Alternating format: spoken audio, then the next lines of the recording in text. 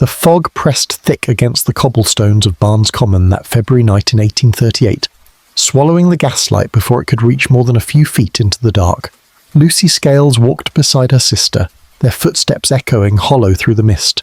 They had been visiting their brother in Limehouse and now hurried homeward through the narrow passage of Green Dragon Alley, where the brick walls leaned close and the air smelled of coal smoke and the Thames. Then he appeared, not from the ground, but from above, dropping from the shadows with impossible grace, landing soundless as a cat before them. Lucy saw him first, a figure wrapped in a tight oilskin cloak that gleamed wet in the gaslight, a helmet upon his head that caught the flames strange. But it was his eyes that froze her, luminous, burning with an unnatural blue-white fire that seemed to pierce through the fog itself. Before she could scream, he exhaled. A great plume of flame erupted from his mouth, scorching the air between them. Lucy felt the heat against her face, felt her own hair singeing, and then her legs gave way beneath her. She collapsed into violent convulsions as her sister shrieked for help. The figure watched for one endless moment, those terrible eyes fixed upon the fallen girl. Then, with a sound like laughter caught in her throat, he turned and leapt, not ran but leapt, clearing the alley wall in a single bound that should have been impossible for any man. He vanished into the London night as quickly as he had come, leaving only the smell of sulphur and a young woman writhing in the street, her mind shattered by what she'd seen. The constables would come, the doctors would shake their heads, and the newspapers, by morning, would have a name for him, a name that would haunt London for decades to come. Spring-heeled Jack had arrived. Chapter 1. The Fog and the Flame. Good evening, and welcome to the Bedside Historian. The night is quiet now, and the world outside your window has grown small and still, wherever you find yourself this evening, in a dim room with rain against the glass, beneath blankets as the clock ticks toward midnight, or in some corner of the world where dawn approaches soft and grey, you are welcome here. This is a place for those who seek the company of history's shadows, who find comfort in the whispered truths of centuries past. Before you drift towards sleep, let us turn back the pages together. Back through the years to a London wrapped in fog and gaslight, where something impossible walked the cobblestones and left terror in its wake. If you have not yet done so, I invite you to subscribe to this channel, to join us in these quiet hours as we explore the dark corners of the past. And I am curious, where are you listening from tonight? And what hour finds you seeking these old stories? But now, let the present world fade. Let us slip backward through time to the winter of 1838, when the streets of London first learned to fear the sound of footsteps on the rooftops above. The city in those years stood at a threshold between ages. The old coaching inns still lined the highways leading into the capital, their yards smelling of horse sweat and hay, but the railways were coming. Iron tracks spreading like veins across the countryside. Gas lamps had replaced oil lanterns along the better thoroughficos, casting their yellow glow through perpetual coal smoke that settled thick as wool over the Thames. London was growing, swelling beyond its ancient boundaries, consuming villages and commons and turning them into endless rows of brick terraces where the new industrial classes crowded together in the dark. The southern parishes, Lambeth, Camberwell, Peckham, Blackheath, formed a patchwork of dense housing and open commons, places where the city's edge frayed into farmland and heath. Here the streets narrowed into passages and alleys where the gaslight failed to reach, where the fog rolled up from the river at night and turned the world into a place of uncertain shapes and echoing footsteps. Young women walked these paths after dark because they had to, because their work as servants or seamstresses or laundresses required them to move between households, to carry messages, to fetch things from market or visit family in neighbouring parishes. It was in these in-between spaces, these threshold places where London was neither fully city nor country, that the attacks began.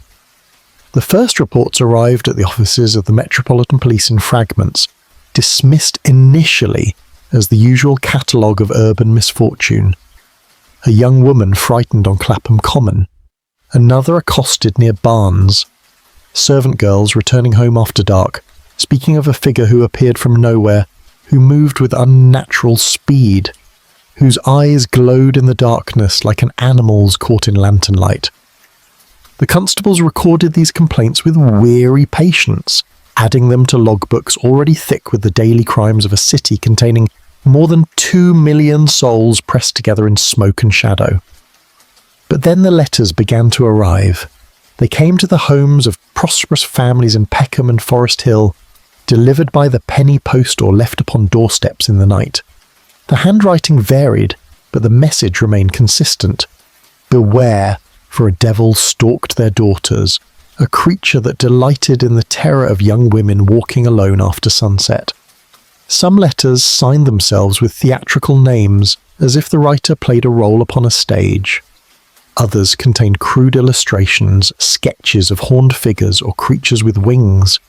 The families who received these missives brought them to the police, to their parish churches, to anyone who might explain what manner of villain would announce his intentions in advance, like some perverse herald of approaching doom. The newspapers seized upon the story with the hunger that characterized the new popular press. The Times reported the matter with restrained skepticism, noting the complaints while suggesting mass hysteria or deliberate hoax. But the penny dreadfuls and illustrated papers, publications like the Morning Chronicle and Lloyd's Weekly, embraced the tale with lurid enthusiasm, printing accounts from victims and filling columns with speculation about the mysterious figure terrorizing South London. They gave him names drawn from folklore and pantomime: the Peckham Ghost, the Suburban Devil, and finally, inevitably, Spring-Heeled Jack. The name came from the consistent testimony regarding his movement. Witnesses did not describe a man who ran or fled on foot like an ordinary criminal. They spoke of leaping, of bounds that carried him over walls and fences, of vertical ascents that placed him atop coaches or buildings, in single movements that defied natural explanation. He appeared on rooftops where no ladder stood. He cleared hedgerows twice the height of a man. He vanished by jumping gaps that should have required a running start. Yet he performed these feats from standing positions in narrow alleys where no space existed for acceleration. The attacks themselves followed a pattern that suggested something beyond random violence or common assault. The figure did not rob his victims. He rarely inflicted serious physical injury despite having opportunity to do so. Instead, he seemed to feed upon their fear, appearing suddenly from impossible angles, often breathing or spitting flame toward their faces, tearing at their clothing with hands that witnesses described as cold and claw-like, then departing with those supernatural leaps before anyone could properly apprehend him. The encounters lasted seconds, sometimes less than a minute, yet they left victims in states of collapse, some suffering convulsions or fainting spells that required medical attention for days afterward. The descriptions of his appearance varied in detail, but maintained curious consistency in essentials. Most witnesses spoke of a tall figure wrapped in a close-fitting garment, often described as oilskin or some other waterproof material that gleamed in the gaslight. Many mentioned a helmet or close-fitting cap, sometimes with a crest or ornament that caught the light. His eyes featured in nearly every account, luminous, terrible, possessing a quality that seemed inhuman. Some said they glowed red. Others insisted upon blue or white. A few claimed they were merely reflective, like a cat's eyes catching flame. But all agreed they produced an effect of profound wrongness that lingered in memory long after the encounter ended. The flame represented another consistent element that defied easy explanation.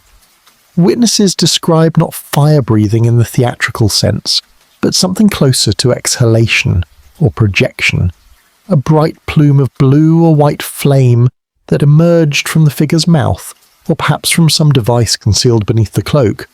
The flame produced real heat. It singed hair and fabric. It left the smell of sulphur or chemicals hanging in the air, yet the figure himself appeared unburned, unaffected, as if he had mastered some technique unknown to natural philosophy. By February of 1838, the panic had spread beyond the immediate neighbourhoods of the attacks. Parents kept their daughters indoors after dark. Servants refused assignments that required evening travel. Young men formed vigilante groups, arming themselves with cudgels and pistols, patrolling the commons and passages where the creature had been sighted. The Metropolitan Police increased patrols in the affected districts, though the constables themselves seemed uncertain what manner of criminal they pursued, or how ordinary law enforcement might apprehend something that could leap over their heads and vanish into the night. The rational minds of London sought explanations that would restore order to a world suddenly uncertain. Medical men proposed hysteria, suggesting that one frightened girl's imagination had sparked a contagion of delusion among the susceptible female population. Others pointed to known pranksters among the aristocratic youth, wealthy young men with too much leisure and too little conscience, who might don costumes and terrorize the lower classes for their own amusement. The circus and theatrical performers came under suspicion, their professional skills at acrobatics and stage effects making them plausible candidates for such elaborate deception. Yet none of these explanations satisfied entirely. Hysteria did not account for the physical evidence, the burns, the torn clothing, the claw marks some victims displayed. Pranksters, no matter how athletic or cruel, could not explain the consistency of sightings across vast distances, sometimes on the same night in locations miles apart. And circus performers, skilled though they might be, could not leap as these witnesses described, could not sustain such a campaign of terror for months without rest or error or eventual capture.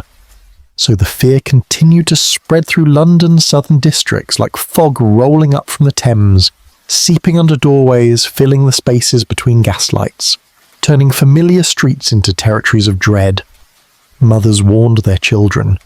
Constables walked their beats with heightened alertness, and the newspapers sold more copies than ever, each edition bringing fresh accounts of sightings and attacks, feeding the public appetite for sensation while the authorities struggled to separate truth from rumour in a city that was learning what it meant to live with an impossible fear made manifest in the winter dark. The creature had announced himself. The city had taken notice, and the worst was yet to come. Chapter 2. The First Whispers. The autumn of 1837 passed quietly in the parish of Lavender Hill, where the houses stood in neat rows between Clapham Common and the river, occupied by clerks and shopkeepers and the families of men who worked in the city's counting houses. The streets here maintained respectability through vigilance, through locked doors and drawn curtains after dark, through the unspoken understanding that decent people remained indoors once the lamplighter had completed his rounds. The common itself, a broad expanse of grass and scattered trees, belonged to daylight, to children playing hoops and nursemaids pushing perambulators along the paths. After sunset, only servants and working folk crossed its open spaces, and they did so quickly, without lingering, aware that open ground at night belonged to different laws than daylight governed. Mary Stevens worked as a servant in one of the Lavender Hill houses, a position that required her to move between her employer's residence and those of their relations in the neighbouring parish. She was 18 years old, unremarkable in appearance, known for punctuality and a quiet demeanour that suited domestic service. On the evening of October the 20th, she left her employer's house just after 7 to visit her parents in Battersea, a journey that required her to cross the southern edge of Clapham Common along the Lavender Hill Road.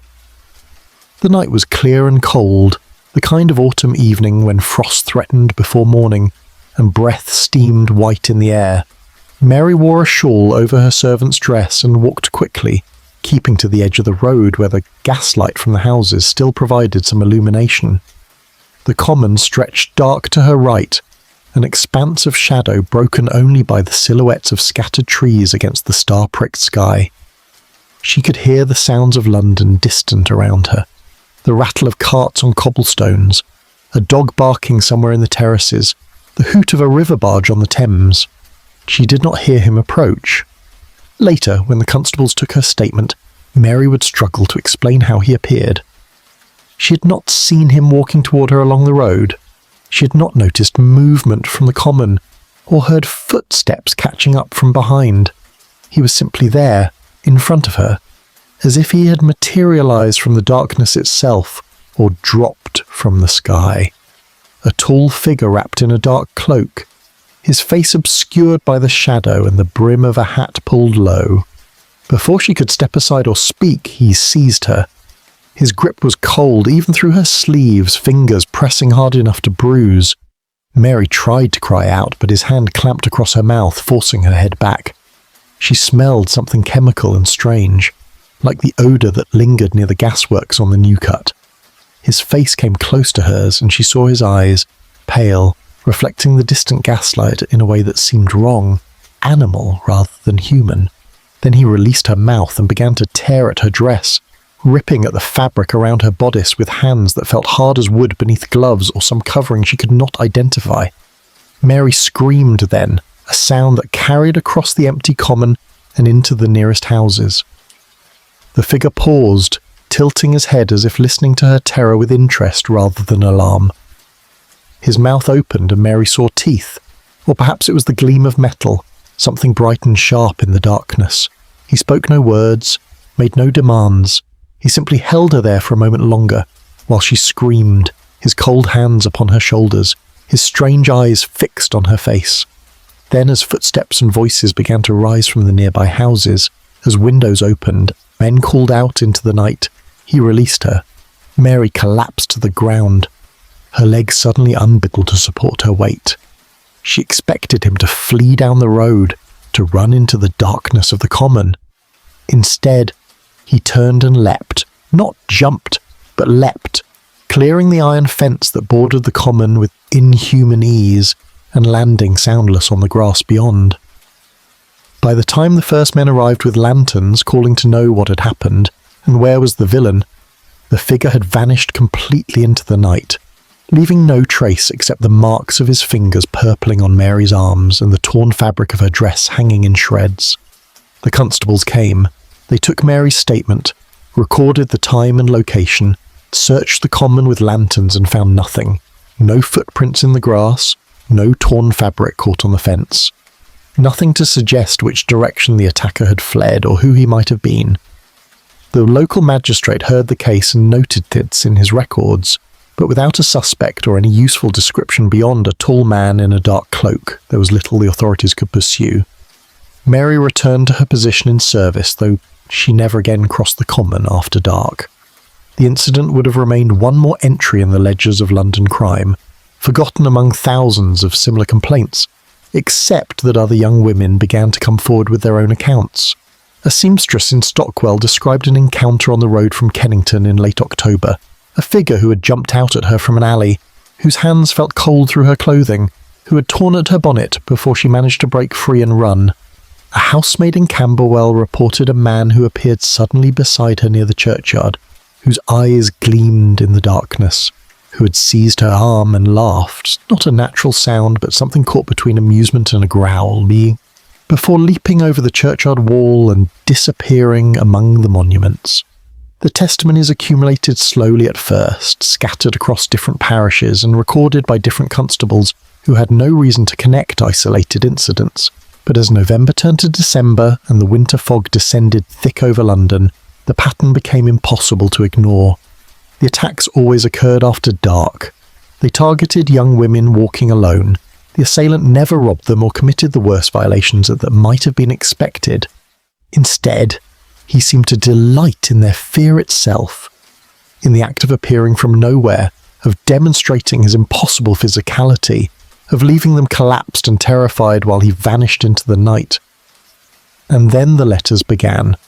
The first arrived at a house in Peckham on the 5th of December, addressed to the master of a household with 3 daughters aged between 16 and 20. The envelope bore no postmark, suggesting it had been delivered by hand during the night. Inside, on cheap paper, someone had written in an educated hand that a devil walked the streets seeking whom he might terrify, and that the writer took particular pleasure in frightening young women of respectable families. The letter concluded with a warning that the daughters of this house should take care after dark, for Spring-Heeled Jack knows where you live and how you walk home from your visits. This was the first recorded use of the name that would become legend. More letters followed, arriving at houses across the southern parishes, Blackheath, Forest Hill, Dulwich, Norwood. Some were addressed to specific families, others were left on doorsteps or pushed through letter slots in the night. The content varied, but certain elements repeated. Warnings about a devil or demon stalking the streets, references to leaping or jumping abilities, threats directed specifically at young women, and occasionally that name, says Spring-Heeled Jack, timed with theatrical flourish at the bottom of the page. The families who received these letters brought them to the police, to their churches, to the local newspapers. By late December, the Times had published a brief notice regarding anonymous letters of a disturbing nature being received by residents of South London, warning parents to be vigilant regarding their daughters' movements after dark. The Morning Chronicle ran a longer piece describing several attacks on young women and suggesting a connection to the mysterious correspondence, though they refrained from printing the more lurid details or the name itself. But the penny papers had no such restraint. Lloyd's Weekly published a full account in January of 1838, complete with artists' renditions of a caped figure leaping over fences and frightening bonneted young ladies. They used the name Spring-Heeled Jack in their headline, giving official weight to what had previously been merely a signature on anonymous letters. Other publications followed, each adding their own embellishments to the tale, suggesting the villain might be a wronged suitor seeking revenge, or a madman escaped from Bedlam, or even a supernatural entity summoned by some diabolical pact. The residents of South London needed no newspaper to tell them that something was wrong. They felt it in the changed atmosphere of their neighbourhoods, in the way young women no longer walked alone after sunset, in the groups of armed men who began patrolling the commons and paths at night. The constables increased their presence, but the attacks continued. A girl in Brixton, another in Dulwich. Each incident following the same pattern: sudden appearance, physical assault that stopped short of the worst harm, those terrible eyes, and the impossible escape by leaping over the obstacles that should have required ladders or horses to clear. The medical men of London proposed their theories in the medical journals and in letters to the Lancet. Dr. Thomas Hodgkin, physician at Guy's Hospital, suggested mass hysteria propagated among the servant class, amplified by the sensational press. He noted that reports of supernatural persecution had historical precedent, from medieval demons to the recent case of the Hammersmith ghost, which had turned out to be a local resident in a white sheet. Other physicians agreed, pointing to the susceptibility of young women to nervous excitement, to the power of suggestion in creating false memories or misidentifying ordinary events as supernatural occurrences. Yet this explanation satisfied neither the victim nor their families. Mary Stevens had bruises on her arms in the exact shape of fingers. The seamstress in Stockwell had torn clothing and scratches on her neck. These were not imagined injuries or hysterical symptoms. Something tangible had touched these women, had seized them with strength and purpose. And while one girl might misremember the details of a frightening encounter, how did dozens of separate witnesses in different parishes describe the same inhuman eyes, the same impossible leaps, the same cold grip? As winter deepened and the year turned toward 1838, London found itself caught between rational explanation and inexplicable reality. The newspapers continued their coverage, the police continued their patrols, and the families of South London continued to bar their doors at sunset and warn their daughters against walking alone. The letters arrived less frequently now, as if the writer had grown bored with written threats and preferred to deliver his message through action rather than words. And on the cold night of February 20th, in a narrow alley called Green Dragon Place, Spring-Heeled Jack would make his most famous appearance and confirm what the city had begun to suspect, that whatever stalked their streets was not bound by the same laws that governed ordinary men. Chapter 3: The Scales Sisters and the Fire-Breathing Devil. The Thames stood low in its bed that February, exposing mud banks that stank of sewage and the accumulated waste of 2 million lives pressed together along the river's edge. The cold had settled deep into London, the kind of winter cold that made the coal smoke hang thick and yellow in the air, that turned breath to fog and froze the standing water in horse troughs and rain barrels. The gaslight burned earlier each evening, as the short days surrendered to long nights, and the fog that rose from the river at sunset transformed the familiar streets into territories of uncertain geometry, where sounds carried strangely and distances became impossible to judge. Lucy Scales was 20 years old, the daughter of a butcher whose shop stood in Limehouse near the docks. She had visited her brother that evening of February 20th with her sister Margaret, younger by 2 years, walking the 3 miles from their father's house through streets they had known since childhood. The visit had lasted longer than intended, the conversation running past sunset until the clock struck 8, and Lucy realised they should already be homeward bound. Their father would worry. The streets were not safe after dark, particularly not in these winter months when the attacks had made every shadow suspect. Margaret carried a lantern as they walked, its light creating a small sphere of visibility in the fog. They could hear the river somewhere to their left, the slap of water against dock pilings, and the creak of moored barges. The streets here near Limehouse were narrow and crowded, buildings leaning close overhead so that even in daylight the alleys remained dim. At night, with fog pressing thick against the gaslights, the walk home became a journey through successive pools of weak illumination, connected by stretches of near total darkness. They passed through the busier streets quickly, moving among other pedestrians, dock workers returning home, women carrying bundles from the markets. A constable walking his beat who nodded to them as they passed. But as they turned south toward Narrow Street and the route that would take them back across the district boundary into Limehouse proper, the crowds thinned, the gaslight became more sporadic, and soon they found themselves alone in a passage called Green Dragon Alley, where the buildings rose 3 stories on either side, and the fog settled so thick that Margaret's lantern seemed to create only a wall of white mist rather than any useful illumination. Lucy heard nothing before he appeared. No footsteps, no breath, no scrape of boot on cobblestone. One moment the passage ahead lay empty except for fog and shadow. The next moment he stood there, blocking their path. The figure was tall, well over 6 feet, wrapped in a garment that caught the dim light from Margaret's lantern and reflected it in a strange, oily shimmer. At first, Lucy thought he wore a cape or cloak, but as her eyes adjusted, she realised the material was different, fitted close to his body, almost like a second skin, black or dark blue, and gleaming as if wet despite the dry cold of the night. Upon his head sat something she would later struggle to describe. Not quite a hat, not quite a helmet, but a close-fitting covering that came to points or projections at the sides. But it was his eyes that stopped her heart. They burned with a light of their own, a cold blue-white radiance that seemed to emanate from within his skull, rather than reflecting any external source. Lucy had seen animals' eyes catch lantern light at night, the green glow of a cat's gaze, the red reflection from a fox. This was different. This was light that existed independent of Margaret's lantern, light that grew brighter as Lucy stared, as if feeding on her attention. Margaret screamed and dropped the lantern.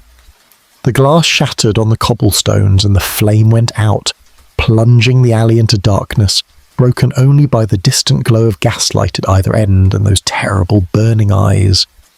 Lucy tried to move, to run, to do anything except stand frozen in the middle of the passage, but her legs had turned to stone.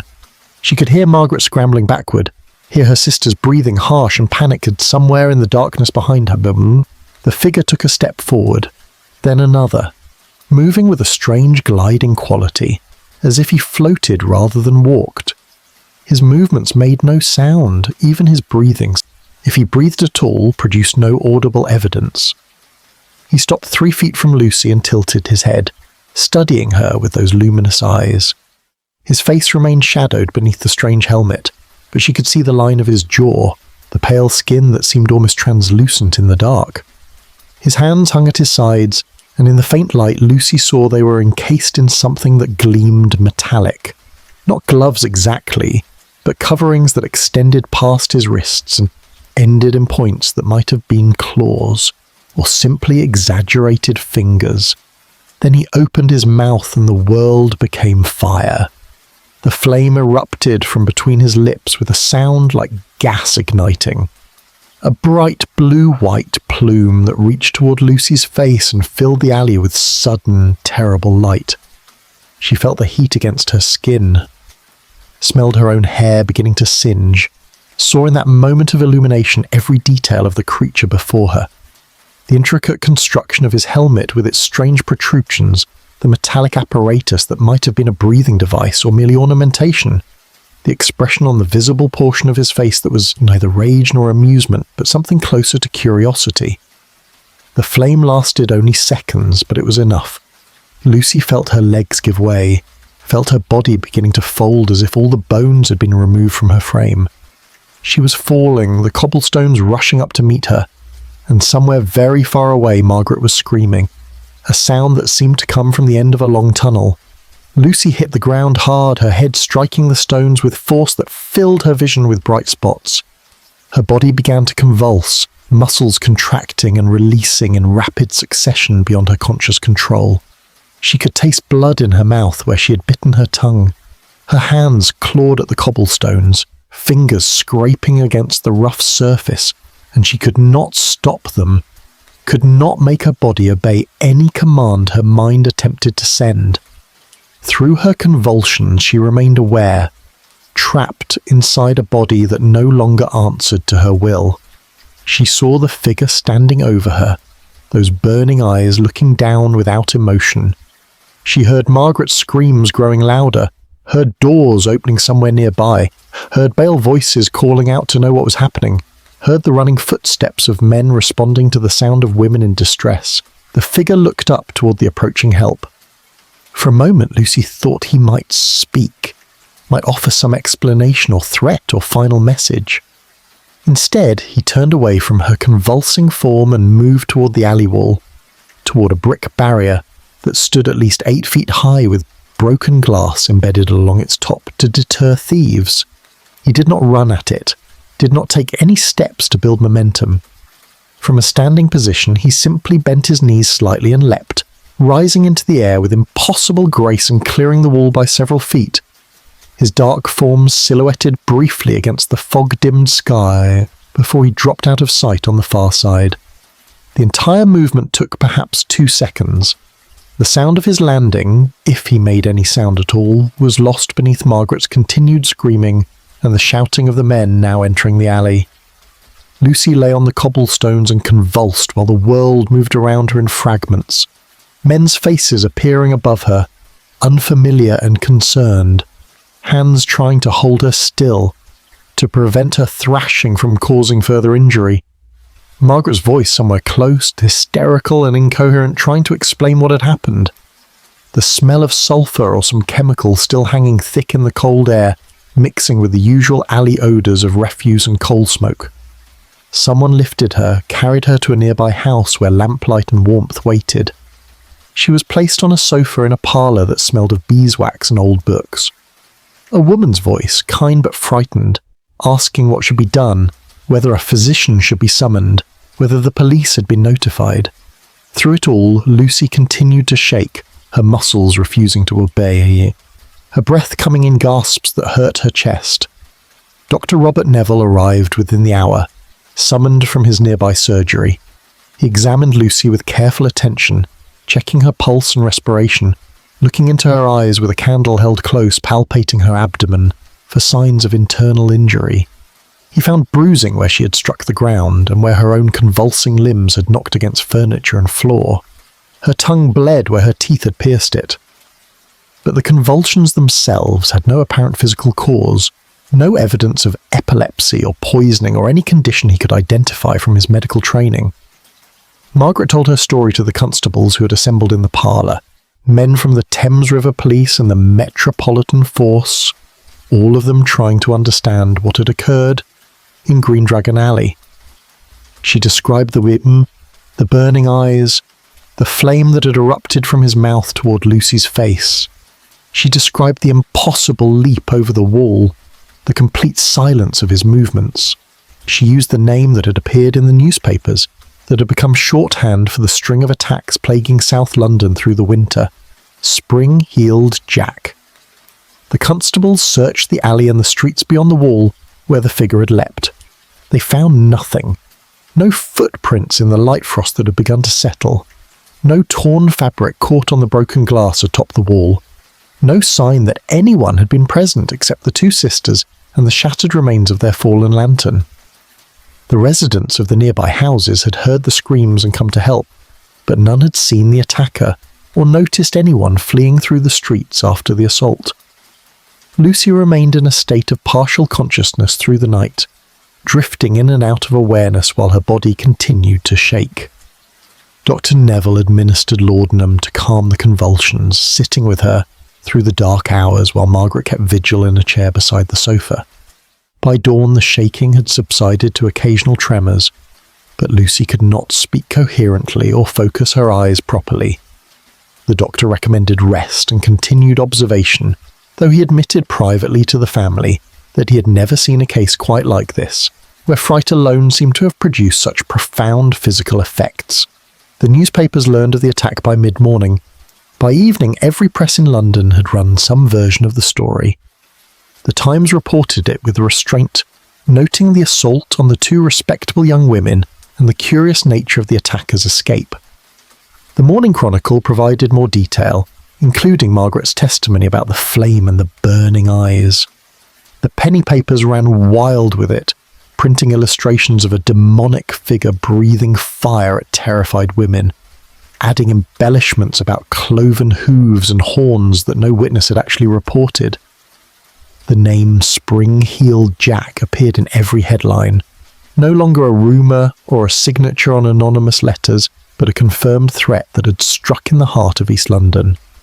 The attack on the Scales sisters became the touchstone case, the incident that separated sceptical dismissal from genuine citywide alarm.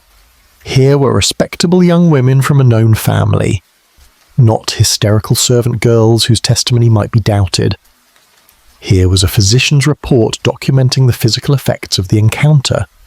Here was a witness testimony from Margaret Scales, who had seen everything and whose account remained consistent through repeated questioning. The authorities could no longer dismiss the phenomenon as mass hysteria or isolated pranks. Something was happening in the streets of London after dark, something that conventional police work seemed powerless to prevent or explain.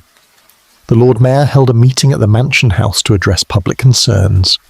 The Metropolitan Police Commissioner increased patrols throughout the affected districts. Rewards were offered for information leading to the capture of the mysterious attacker, and yet Spring-Heeled Jack remained free and vanishing into the fog and darkness from which he had emerged, leaving behind only the memory of burning eyes and impossible leaps, and the young woman who still shook with tremors days after encountering whatever had appeared in Green Dragon Alley on that cold February night. Chapter 4. Jane Alsop and the Copper Claws. The villa stood on Bearbinder Lane in the parish of Old Ford, a modest but respectable property surrounded by a low wall and iron gate that separated the household from the London road beyond. The Alsop family occupied the residence in quiet comfort. The father engaged in business sufficient to maintain a staff of servants and provide his daughters with the education and accomplishments expected of their station. Jane Alsop was 18 years old in that February of 1838, the eldest of three sisters. Known for a sensible temperament and steady nerves that made her the reliable one, the daughter who could be trusted to manage household affairs when her mother was indisposed or her father away on business. The night of February 28th arrived cold and clear, the fog that had plagued London through the winter finally lifting to reveal stars sharp as ice chips in the black sky. The family had retired early, the servants to their quarters and the younger sisters to their rooms, but Jane remained in the parlour with her father, working at some needlework by lamplight while he read the evening papers. The clock on the mantel showed 8:30 when they heard the violent ringing of the bell at the gate. The sound came urgent and repeated, the kind of frantic summons that suggested accident or emergency rather than a casual caller. Mr. Alsop set down his paper and rose to answer, but Jane was already on her feet, moving toward the door with the candle she had used to light her work. She was closer, and the servants had already gone to bed, and it seemed simpler to answer the gate herself than to wake the household for what might be nothing more than a lost traveller seeking directions. She opened the front door and crossed the small courtyard to the gate, holding her candle high to see who rang with such urgency. A figure stood on the far side of the iron bars, tall and wrapped in a dark cloak. In the candlelight she could make out the silhouette of what appeared to be a policeman's helmet, and when he spoke his voice carried authority and educated diction. He identified himself as a constable from the nearby station and explained that they had cornered Spring-Heeled Jack in a lane just beyond the Alsop property. They needed light immediately, a lantern or candle, to prevent the villain from escaping into the darkness. Would you be so kind as to fetch a light quickly, as every second mattered in securing the capture? Jane hesitated for only a moment. The newspapers had been full of nothing but Spring-Heeled Jack for days, the attack on the Scales sisters having inflamed public anxiety to fever pitch. If the police had finally trapped him nearby, if she could help in his capture by providing simple illumination, it seemed her duty as a citizen and a woman who'd been fortunate enough to escape the terror that had afflicted so many others. She turned back toward the house to fetch a proper lantern, but the figure at the gate called after her, saying there was no time, that the candle she carried would suffice if she would just bring it closer so he might light his own lantern from her flame. Jane returned to the gate and extended the candle through the bars, leaning forward slightly to reach across the gap. The figure's hand shot out and seized her wrist. The grip was cold even through her sleeve, hard as metal rather than flesh, and before Jane could cry out or pull away, the figure had wrenched her arm through the bars and begun tearing at her dress. She screamed then, a sound that shattered the quiet night and brought immediate response from within the house. She tried to pull back, but his grip was iron. Tried to strike at him with her free hand, but he caught that wrist as well, and held both her arms pinned while he continued to rip at her clothing. The candle fell from her hand and guttered out on the ground. In the sudden darkness, Jane felt rather than saw the change in her attacker. The cloak fell away or was thrown aside. The figure behind the bars was no policeman, but something else entirely, something that gleamed in the starlight with an oily sheen. She felt his hands upon her shoulders now, upon the exposed skin of her neck and arms, and they were not hands at all, but something cold and hard that scraped against her flesh like metal claws. He pulled her forward against the bars with terrible strength, forcing her body against the iron until she thought her ribs would crack. She could smell something chemical on him, something that reminded her of the brass polish the servants used on the door fixtures, mixed with sulphur, and another odour she could not identify. His face came close to the bars, close to her own face, and she saw his eyes. They burned with the same cold light that Margaret Scales had described, that Lucy Scales had seen before she fell into convulsions. Blue-white and luminous, possessing an intensity that seemed to bore into Jane's skull. In their light, she could make out the details of his face, or what served as his face, because there was something wrong with it, something that did not align with normal human features. The proportions were off, the skin too pale, the expression too fixed, as if he wore a mask that did not quite fit properly over whatever lay beneath. His mouth opened and Jane braced herself for the flame that the newspapers had reported, but instead he simply exhaled, breathing onto her face a vapour that stank of chemicals and made her eyes water. She screamed again, louder, and heard her father's voice shouting from inside the house, heard the heavy tread of his boots running toward the door. The creature released one of her wrists and struck her across the face, not with a closed fist, but with those terrible metal-clad fingers that left scratches burning across her cheek.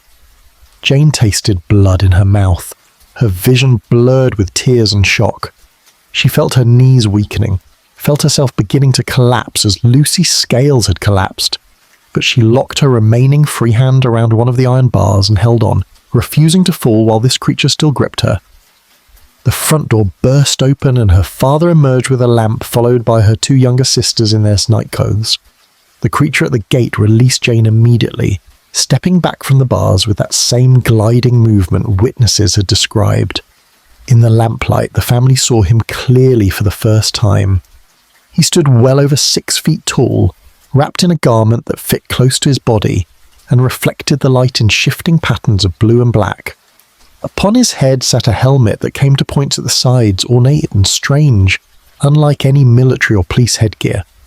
His hands, or what covered his hands, ended in long metallic projections that might have been claws or simply exaggerated glove fingers designed to scratch and tear, and his eyes continued to burn with that unnatural light even in the presence of the lamp, as if powered by some internal source that owed nothing to reflection or external illumination. Mr. Alsop rushed forward to help his daughter, pulling her back from the gate while her sisters supported her on either side. The creature watched this without speaking, his head tilted in that curious manner several witnesses had noted, as if observing an interesting specimen rather than viewing his victims as fellow humans deserving of empathy or concern. Then he turned and ran, but his running was like nothing Mr. Alsop had ever witnessed. The figure moved down Bearbinder Lane with long, bounding strides, each step carrying him 15 or 20 feet, his body rising and falling in great arcs that suggested someone leaping rather than running normally. Within seconds, he had covered 100 yards and reached the corner where Bearbinder Lane met the London road. There, without breaking stride, he crouched and leapt, clearing the hedge that bordered the road and rising high enough that his silhouette passed briefly across the face of the moon, before he dropped out of sight beyond. The family stood frozen in the courtyard, Jane supported between her father and sisters, all of them staring at the empty lane where the impossible figure had vanished. After a moment, Mr. Alsop recovered his wits and sent one of the servants running to fetch the police. He ushered Jane back into the house and examined her injuries by lamplight in the parlour. Her dress was torn from shoulder to waist, the fabric hanging in shreds. Scratches covered her arms and shoulders and fez where those metal claws had scraped against her skin. Bruises were already forming on her wrists where she had been gripped, and on her ribs where she had been crushed against the bars, but the physical injuries were the least of it. Jane sat on the sofa trembling, her eyes unfocused, responding to questions only after long delays. She kept touching her face where the creature had breathed on her, kept wiping at her skin as if trying to remove some invisible contamination. Her sisters wrapped blankets around her, but she could not stop shaking, could not seem to grow warm despite the fire burning bright in the hearth. The police arrived within 20 minutes, constables from the K Division station, who had been patrolling nearby when the servant found them. They took statements from Jane and her father and sisters, examined the gate where the attack had occurred, searched the surrounding streets and lanes for any sign of the attacker. They found nothing, no footprints despite the light frost on the ground. No torn fabric caught on the gate bars. No witnesses from neighbouring houses, despite the screams that must have carried through the quiet night. Inspector James Lee of the Metropolitan Police took charge of the investigation, a methodical man who had served 15 years on the force and prided himself on approaching cases with rational skepticism rather than superstitious credulity. He questioned Jane extensively, pressing her on the details, trying to determine if she might have been mistaken about what she saw in the darkness and confusion of the assault. But Jane's account remained consistent. She had seen his eyes burning with their own light. She had felt his grip, metal hard and cold as winter iron. She had watched him leap over the hedge in a single bound that no normal man could accomplish. Inspector Lee examined the scratches on Jane's skin with particular attention. They were parallel lines, precise and evenly spaced, exactly as one would expect from claws or from gloves fitted with metal talons. The spacing and depth suggested significant force behind the attack, yet the wounds were superficial, designed to frighten and mark rather than to maim or kill. This aligned with all the other reported attacks. Spring-heeled Jack injured but did not murder. He tore clothing but stopped short of the worst violations. He seemed to feed on fear itself rather than seeking any conventional criminal objective. The next morning the newspapers exploded with the story. The Alsop attack had occurred at a known address, to a named family of good standing with multiple witnesses including a respectable businessman who had seen the creature clearly in lamplight. This was no longer mere rumour or the testimony of frightened servant girls. This was documented assault upon a household that no one could accuse of seeking publicity or indulging in working-class hysteria. The Times ran a front-page account describing the attack in detail and calling for immediate action from the authorities. The Morning Chronicle printed an interview with Mr. Alsop that included his description of the creature's impossible leap over the hedge.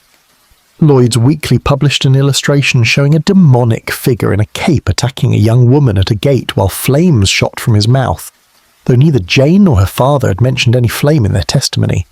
The public reaction was immediate and intense. Crowds gathered outside the Alsop residence, hoping to catch a glimpse of Jane or to hear first-hand accounts of the attack. Other families came forward with their own stories of mysterious visitors at their gates, of strange figures seen in their gardens after dark, of attempts at entry that had been thwarted by locked doors and alert servants.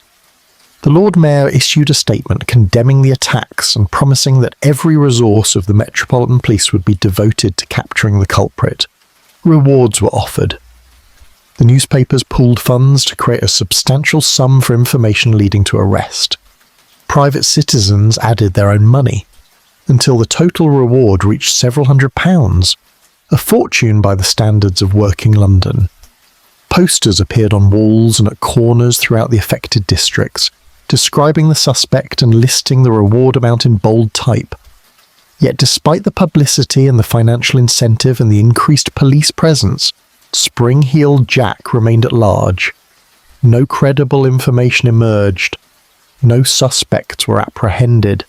The creature had melted back into the darkness from which he had emerged, leaving behind only the memory of burning eyes and metal claws, and the young woman who still woke screaming in the night from dreams of being crushed against iron bars, while something inhuman breathed poison into her face. Jane Alsop would recover from her physical injuries within a fortnight.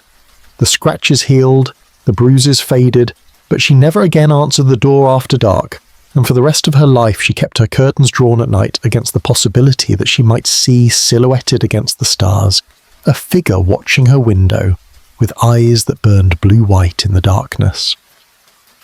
Chapter 5. The Hunt Through Shadowed London. The days following the assault on Jane Alsop transformed the streets of London into territories of suspicion and barely controlled panic. What had been anxiety among the working classes and servant populations now spread upward through society, crossing boundaries of wealth and status that typically insulated the comfortable from common crime. If Spring-Heeled Jack could attack a respectable household in Old Ford, if he could tear at the daughter of a businessman while her family stood within calling distance, then no one was safe. The monster respected neither locked gates nor social station. The Metropolitan Police found themselves overwhelmed by reports. Every shadow became the creature. Every unexpected visitor after dark became a potential attack. Constables responded to dozens of calls each night, rushing to addresses where frightened residents claimed to have seen glowing eyes in their gardens, or heard the sound of footsteps on their roofs. In the vast majority of cases they found nothing, or found only cats whose eyes had caught the lamplight, or found neighbours who had taken shortcuts across walls and happened to be wearing dark coats that created alarming silhouettes against the night sky. But among the false reports came genuine incidents that followed the established pattern.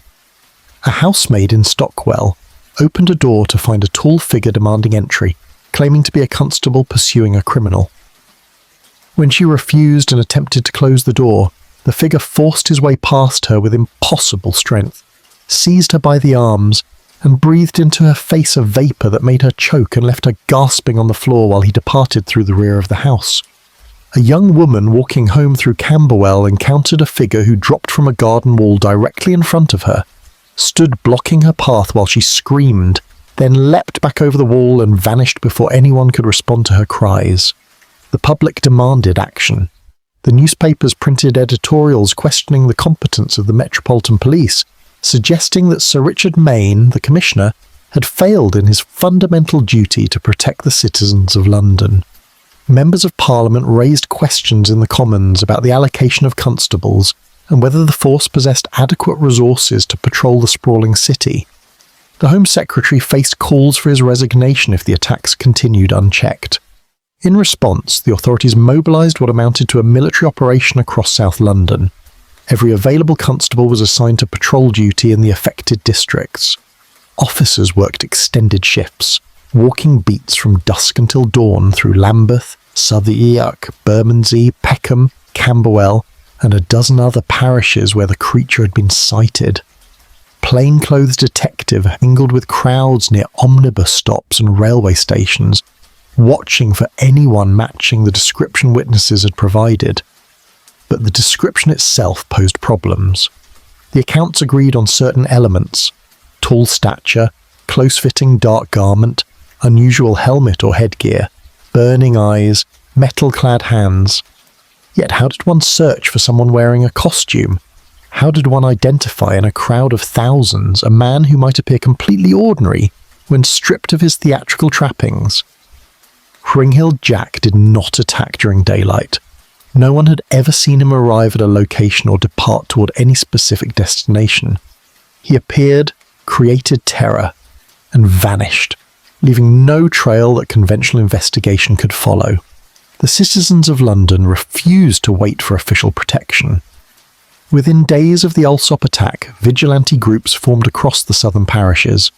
Men armed themselves with cudgels and pistols and formed patrol parties that walked the streets in shifts throughout the night. These groups ranged from organised efforts led by local merchants and tradesmen to impromptu mobs fueled by gin and righteous anger, united only in their determination to capture or kill the creature terrorising their neighbourhood's cause. The vigilante patrols created new problems for the already strained police force. Groups of armed men roaming the streets after dark, stopping and questioning anyone who appeared suspicious, demanding identification from travellers and threatening violence against those who could not quickly prove their legitimate business. Fights broke out when different patrol groups encountered each other in the darkness and mistook one another for the enemy.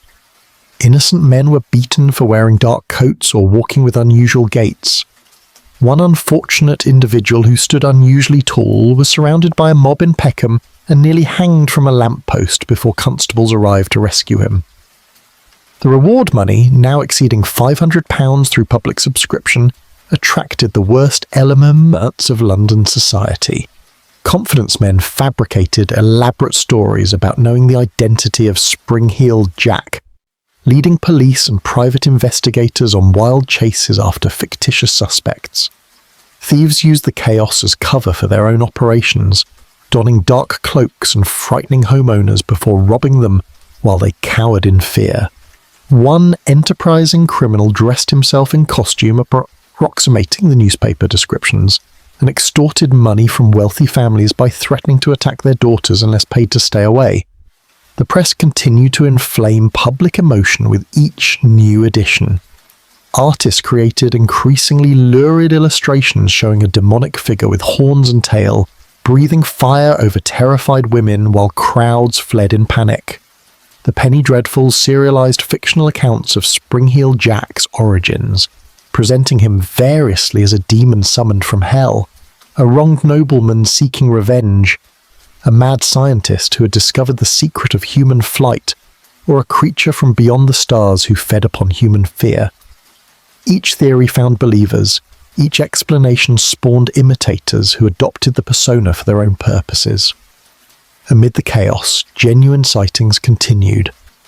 On a March night in Bermondsey, a constable patrolling near the docks reported seeing a figure on the roof of a warehouse, silhouetted against the sky. When the officer called out for him to stop and identify himself, the figure turned, and even at a distance of 50 yards, the constable swore he could see eyes glowing with unnatural light. The figure ran across the warehouse roof and leapt to the neighbouring building, clearing a gap of at least 15 feet between structures. The constable fired his pistol, but the figure continued, bounding from roof to roof until he reached the end of the row and jumped down to street level, vanishing into the maze of alleys before reinforcements could arrive. In Blackheath, a patrol of armed citizens encountered a tall figure in dark clothing near the pond at the centre of the heath. The patrol surrounded him, weapons drawn, demanding he remove his hat and show his face. The figure complied, revealing himself to be a local physician returning home from attending a patient. The embarrassed patrol let him go, but within an hour they stopped another tall man, and another, until the residents of Blackheath complained that no one could walk abroad without being accosted by self-appointed guardians who saw Spring-Heeled Jack in every shadow. the police attempted to establish patterns from the accumulated reports, searching for logic in the creature's movements that might allow them to predict his next appearance. Inspector Lear assembled a map of all confirmed attacks and sightings, marking each location with a pin and noting the date and time. The map revealed concentration in certain areas, the commons and heaths that formed open spaces between built-up neighbourhoods, the narrow passages and alleys that connected main thoroughfares, the boundaries between parishes where jurisdiction became unclear and police presence thinned. But no clear pattern emerged regarding timing. The attacks occurred on different days of the week, at various hours between sunset and midnight. There seemed no preference for weather conditions. The creature struck during fog and on clear nights, in rain and during frost. The victims were almost exclusively young women, but their ages ranged from 16 to 30, their social class from servant to merchant's daughter. The only consistent element was isolation.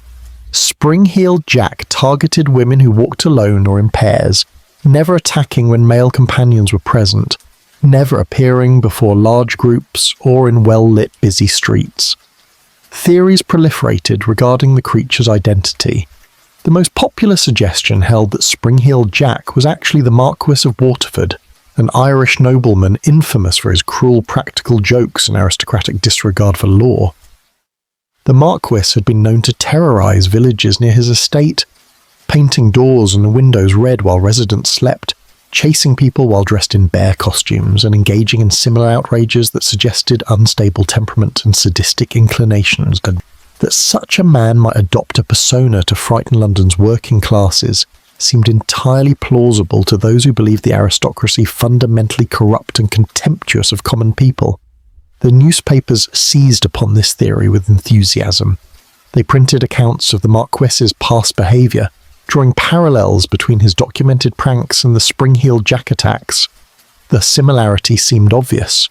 Both involved elaborate costumes, both targeted vulnerable victims, both appeared motivated by desire to inflict psychological rather than physical harm.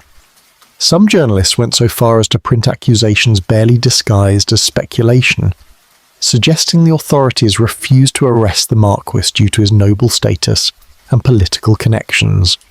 The accusation prompted official response. The Marquis himself issued a statement through his solicitors denying any involvement in the attacks and threatening legal action against publications that continued to print libelous suggestions regarding his character.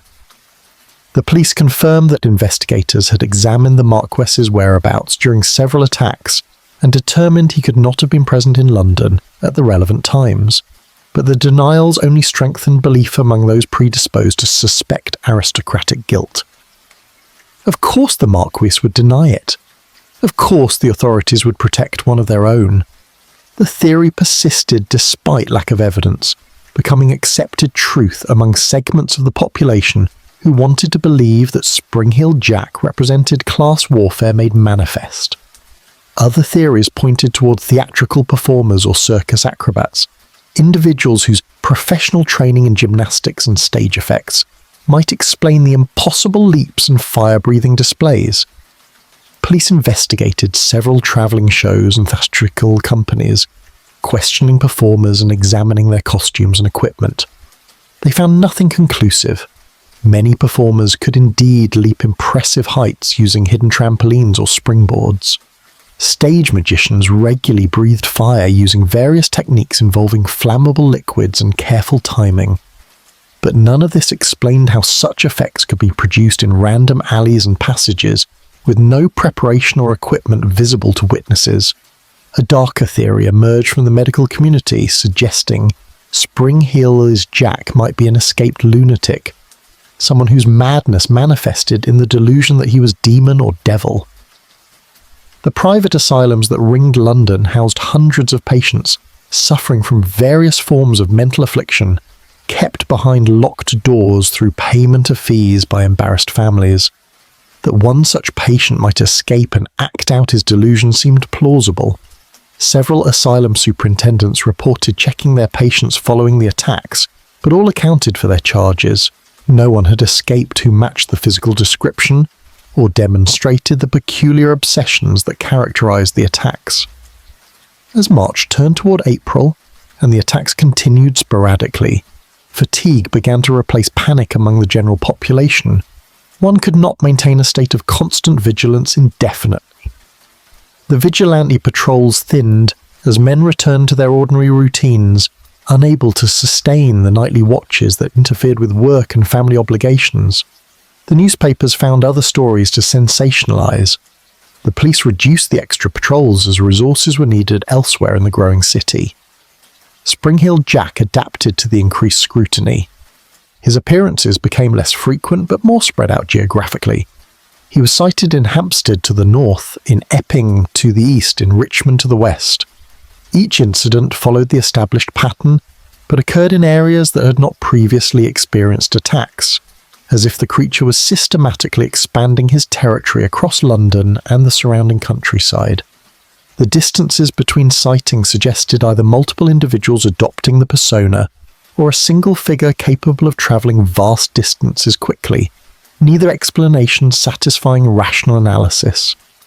By late April, 6 weeks after the Alsop attack had brought the matter to national attention, the investigation had produced no arrests, no solid leads, and no consensus regarding the nature of the threat. The authorities had questioned hundreds of suspects, investigated thousands of reports, and spent substantial sums on rewards and additional patrols. They had nothing to show for these efforts except frustrated investigators and a public that had lost faith in official protection.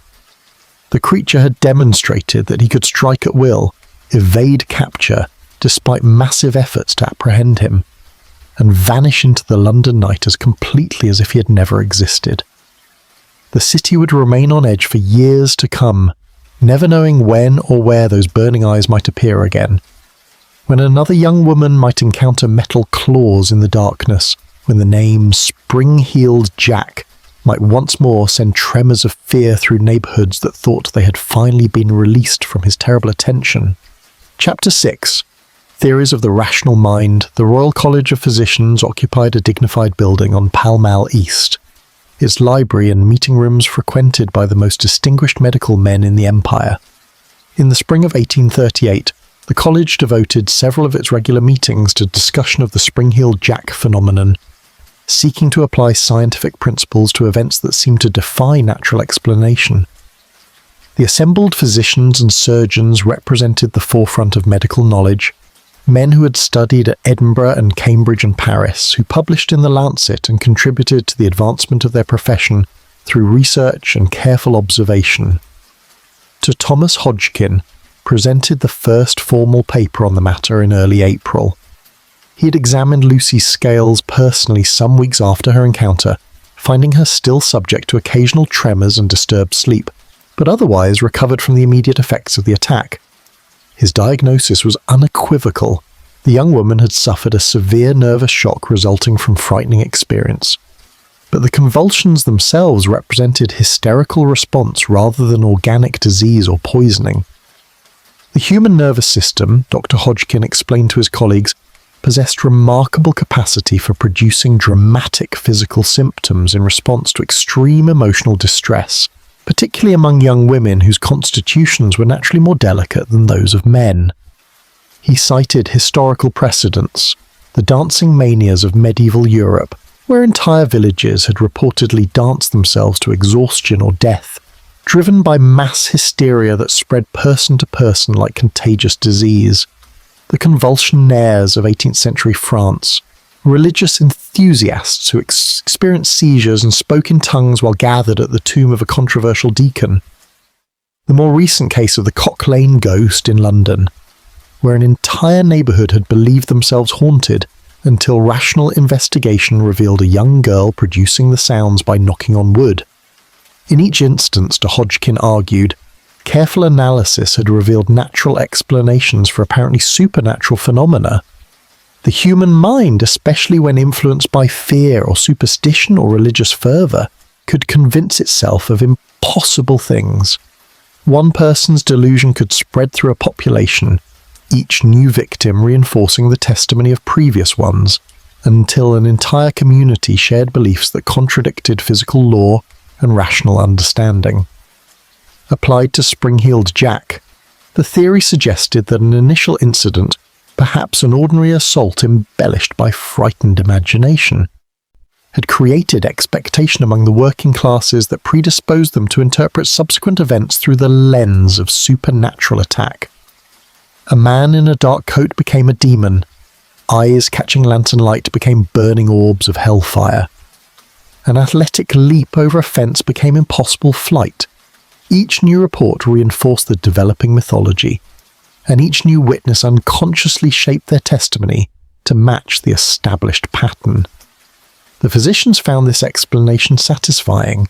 It preserved the natural order. It required no revision of physical law. It explained why the creature left no physical evidence, made no demands, followed no logical pattern of behaviour. Spring-heeled Jack existed only in the collective imagination of a population prone to superstition and inflamed by sensational press coverage. The solution was not police investigation, but public education, teaching the lower classes to approach the world with rational skepticism rather than credulous acceptance of impossible claims. Yet the theory faced immediate challenges from other medical men present at the meeting.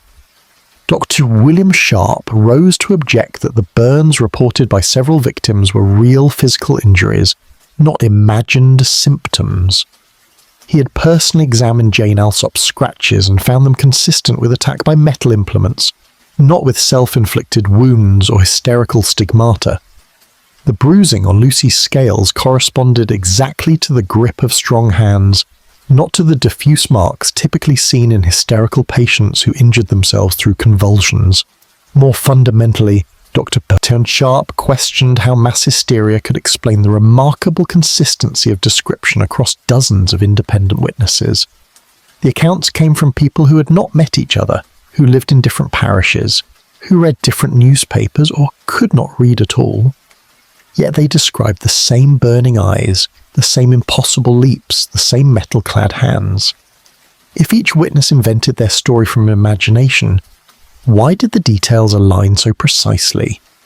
If the press created the mythology, why did the earliest reports, made before extensive newspaper coverage, already contain the essential elements that later accounts merely reinforced?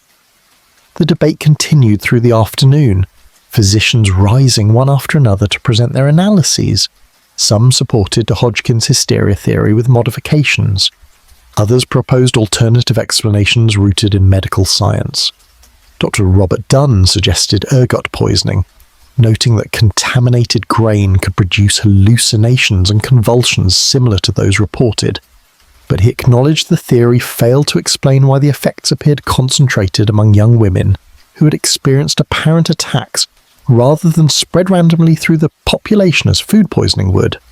Dr. James Fernandez Clark raised the possibility of deliberate poisoning, suggesting the attacker might carry some chemical agent that he administered to victims through breath or skin contact. This would explain the reports of vapor breathed into faces, the chemical smell witnesses described, the convulsions that followed certain encounters. The theory had merit, but left unanswered the question of what substance could produce such effects so reliably, yet leave no lasting damage and no residue that physicians could detect in subsequent examinations. This discussion turned to the physical feats attributed to the creature. Dr. Benjamin Brodie, the college's president and a man whose anatomical knowledge was unmatched in Britain, addressed the question of whether the reported leaps were actually possible. He acknowledged that human beings possessed remarkable physical capacities when trained properly. Circus acrobats could leap impressive heights. Soldiers could scale walls that appeared insurmountable. Fear and desperation could grant temporary strength that exceeded normal capabilities, but Dr. Brodie noted that witnesses described leaps that violated not just normal human capability, but fundamental mechanical principles. To clear an 8-foot wall from a standing position required generating sufficient upward force to lift the body's mass against gravity with enough additional velocity to carry over the obstacle. The leg muscles simply could not produce such force without assistance from springs or other mechanical advantages. He had calculated the necessary power output and found it exceeded human physiological limits by factors of 3 or 4. Either the witnesses exaggerated, Dr. Brodie concluded, or some mechanical device aided the leaps. He suggested investigating whether the creature wore concealed springs in his boots, similar to those used by stage performers to create the illusion of impossible jumps. Such devices existed and could explain at least some of the reported feats, but they required preparation, landing on specific spots where cushioning or catching mechanisms waited. They could not explain leaps performed in random alleys with no preparation visible to witnesses who watched the entire sequence of events. The physicians reached no consensus. The college published a summary of the discussion in its proceedings, presenting multiple theories without endorsing any specific explanation. The document concluded that while supernatural explanations could be dismissed out of hand, the available evidence remained insufficient to determine whether the phenomenon represented elaborate hoax, mass hysteria, criminal conspiracy, or some combination of these factors. Beyond the medical establishment, other learned societies took up the question.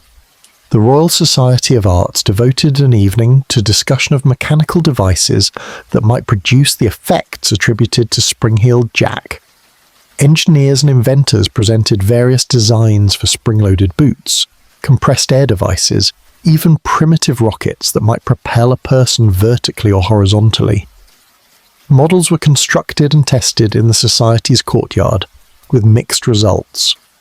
Some devices produced impressive leaps under controlled conditions but proved impractical for use in actual urban environments. Others failed completely, sending their test subjects tumbling to the ground or barely lifting them inches above the pavement. The Society concluded that while certain effects might be produced mechanically, the complete range of abilities attributed to spring-heeled Jack exceeded current technological capability. No single device could explain the combination of vertical leaps, horizontal bounds, silent movement, and apparent immunity to firearms that witnesses had reported. If mechanical assistance was involved, it represented engineering far more sophisticated than any publicly known at the time. Chemical experts from the Society of Apothecaries examined the question of fire breathing. Several techniques existed for producing the illusion of breathing flame. Stage performers used liquid fuels held in the mouth and sprayed across an open flame, creating spectacular but dangerous effects. Magicians employed chemical mixtures that ignited on contact with air or moisture. All these methods carried significant risk of burns to the performer and required careful practice to execute safely. But the fire attributed to spring-heeled Jack appeared in the testimony as something different.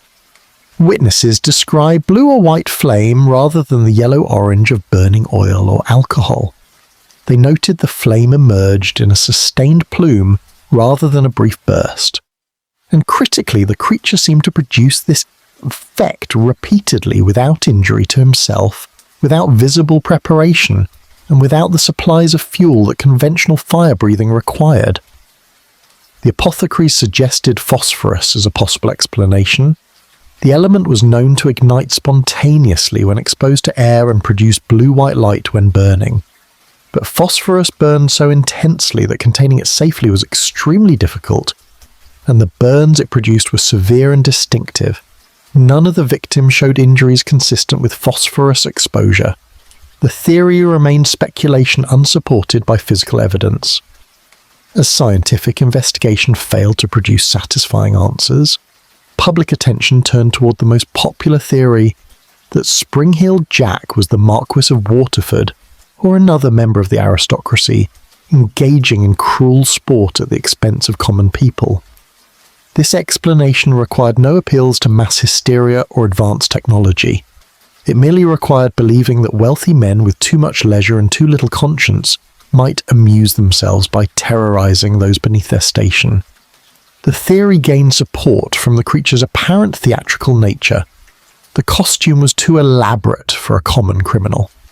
The attacks seemed designed for maximum psychological impact rather than material gain.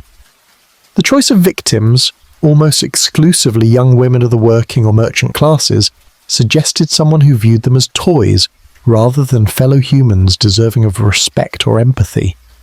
All this fit the profile of aristocratic prankster far better than escaped lunatic or deliberate hoaxer. Yet investigation of this theory produced nothing conclusive. The Marquis of Waterford had alibi for several attacks. Other aristocratic suspects, men known for wild behaviour and disregard for propriety, similarly proved to be elsewhere when key incidents occurred. If a nobleman was responsible, his identity remained hidden behind careful planning and perhaps the complicity of servants who helped maintain his alibi while he pursued his nocturnal sport. The press continued to favour the aristocratic theory despite lack of evidence, because it satisfied popular assumptions about the relationship between classes. The wealthy oppressed the poor not just through economic exploitation but through literal physical attack, masked and anonymous, protected by their position from consequences that would destroy a common man. Spring-Heeled Jack became in the public imagination less a specific individual than a symbol representing all the ways the powerful preyed upon the vulnerable, while the authorities who claimed to protect all citizens equally looked away or actively assisted in maintaining the deception. By summer of 1838, the rational minds of London had examined the Spring-Heeled Jack phenomenon from every conceivable angle. Medical science, engineering, chemistry, and criminology had all been applied to the question. None had produced definitive answers. The creature remained inexplicable, suspended between rational explanation and supernatural impossibility, defying the age's confidence that all mysteries would eventually yield to patient investigation and scientific method. The physicians returned to their practices, the engineers returned to their workshops, the chemists returned to their laboratories, and Spring-Heeled Jack, indifferent to their theories and unimpressed by their credentials, continued to appear in the London night when and where he chose, leaping impossible heights and leaving terror in his wake, while the rational minds that claimed to understand the world admitted, quietly and reluctantly, that here was something they could not explain. Chapter 7. The Vanishing Years. The summer of 1838 arrived warm and bright over London, the days stretching long toward twilight that came late and lingered. The Thames ran low in its bed, exposing banks of grey mud that stank in the heat, and the city's residents who could afford to do so departed for the countryside or the seaside towns that the new railways were making accessible to all but the poorest classes. Those who remained endured the coal smoke that hung thicker in still air, the dust that rose from unpaved streets, and the thousand smells of a city where sanitation remained a concept understood more in theory than in practice. Spring-Heeled Jack vanished with the coming of longer days. The attacks that had terrorized South London through winter and early spring simply ceased. No more young women reported encounters with burning eyes and metal claws. No more figures leapt over impossible heights while crowds watched in horror. The newspapers, having exhausted every angle of speculation and theory, moved on to other sensations. The vigilante patrols disbanded. The constables returned to their ordinary beats. Life resumed its normal patterns as if the previous months of terror had been merely a collective fever dream that broke with the change of seasons. Some credited the increased police presence with driving the creature away. Others suggested that whoever was responsible, whether nobleman prankster or escaped lunatic or something else entirely, had grown frightened by the attention and reward of money and decided to cease operations before capture became inevitable. A few believed that Spring-Heeled Jack had never existed at all except as mass hysteria that faded once rational voices restored perspective to a population that had temporarily lost its collective mind. But those who had encountered the creature knew differently. Lucy Scales still woke from nightmares where burning eyes filled her vision and flames scorched her face. Jane Alsop flinched at unexpected sounds and refused to answer doors after dark. Mary Stevens, the first recorded victim, had left her position in service and returned to her family's home, unwilling to walk any streets alone regardless of hour or circumstance. The attacks had been real. The terror had been real. And if Spring-Heeled Jack had departed London, it was not from fear of capture, but for reasons known only to himself. The city relaxed through summer and into autumn, attention turning to other matters. The new Queen Victoria prepared for her coronation. The railways expanded, iron tracks spreading across the countryside, and transforming the relationship between distance and time. The industrial expansion that was remaking Britain continued its relentless advance, drawing workers from farms to factories, swelling the cities with populations that strained every institution meant to maintain order and provide basic services. Then in September, reports began arriving from the northern parishes. A servant girl in Islington claimed a tall figure had accosted her near the canal, breathing vapour into her face before leaping over the towpath wall. A woman in Clerkenwell reported seeing glowing eyes watching her from a rooftop as she walked home from market. The descriptions matched what South London had experienced, but the incidents occurred far from the previous territory, separated by miles of dense urban development. The newspapers noted these reports briefly, buried in back pages among accounts of ordinary crime. The Metropolitan Police investigated without urgency, treating them as isolated incidents rather than resumption of a coordinated campaign. Perhaps they were merely copycat crimes, individuals who had read the extensive coverage from earlier in the year and decided to adopt the persona for their own purposes. London contained no shortage of criminals who would exploit public fear for personal gain. But then Spring-Heeled Jack appeared in Liverpool. The great port city on the Mersey had grown fat under a trade from the Empire's far-flung colonies. Its docks handling cotton from America and spices from India, its warehouses storing goods that flowed through to Manchester and the industrial north.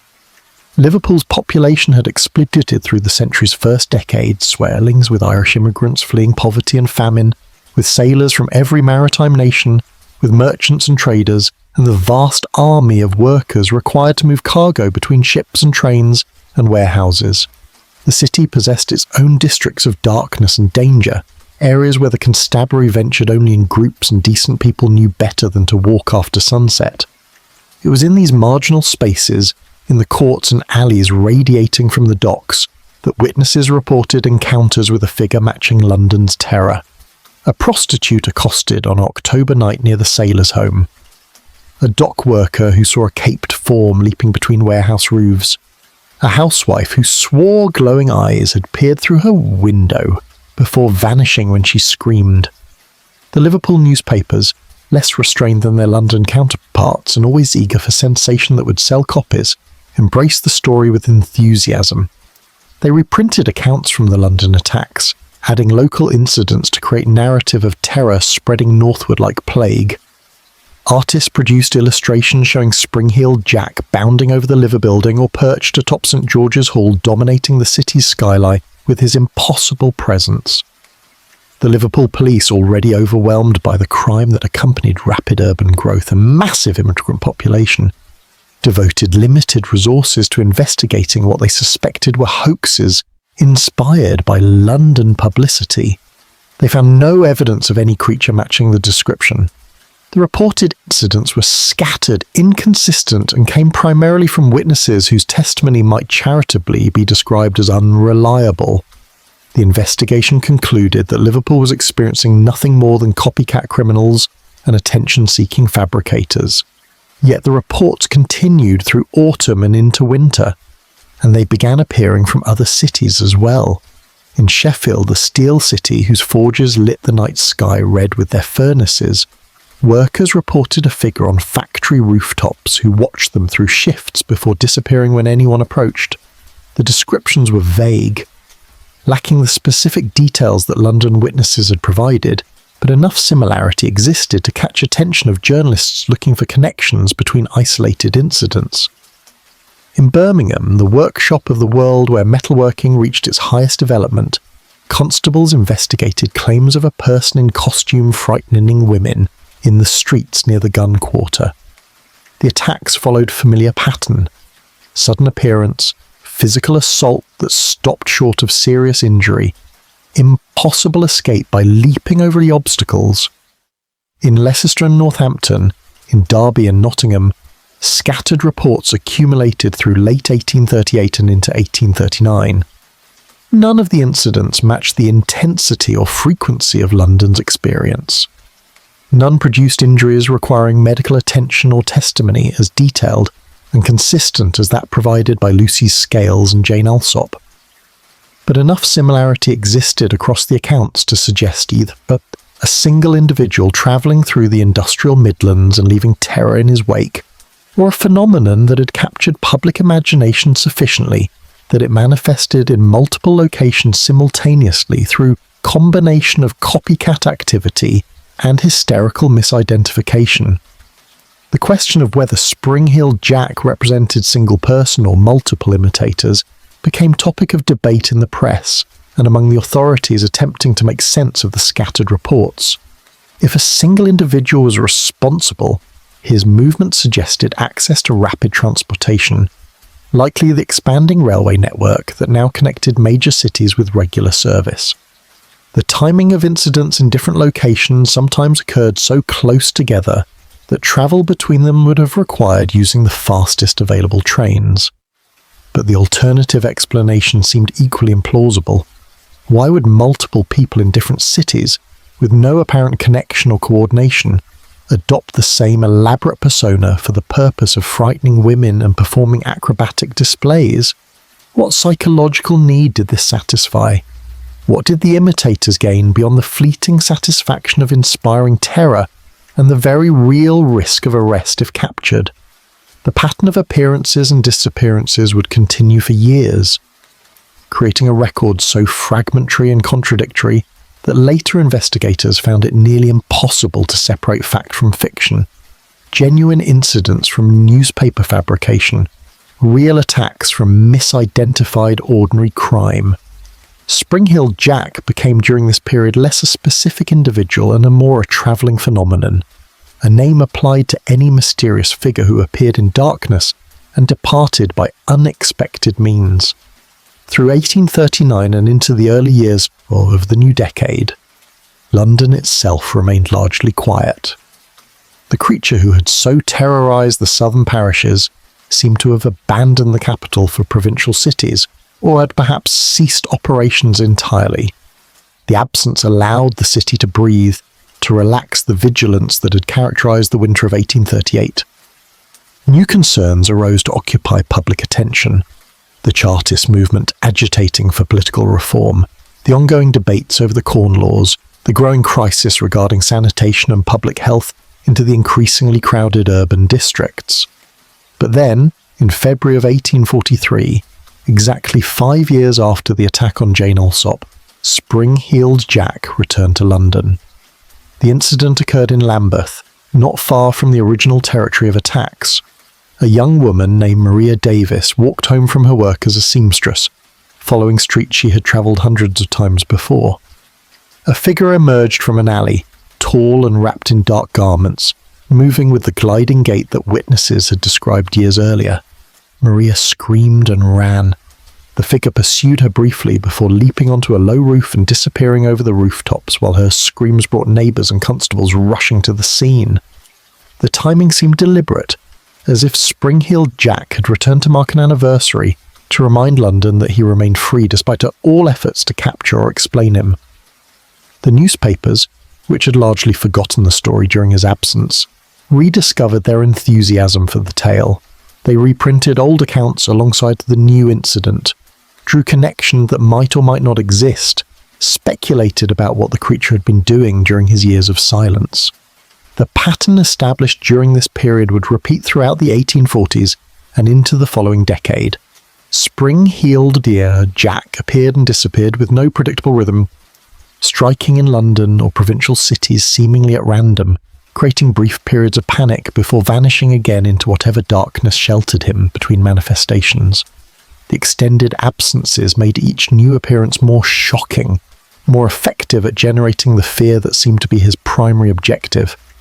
In 1845 he appeared in East London, accosting women near the docks at Shadwell and Wapping. The attacks followed the established pattern, so precisely that investigators felt certain they faced the original figure rather than imitator.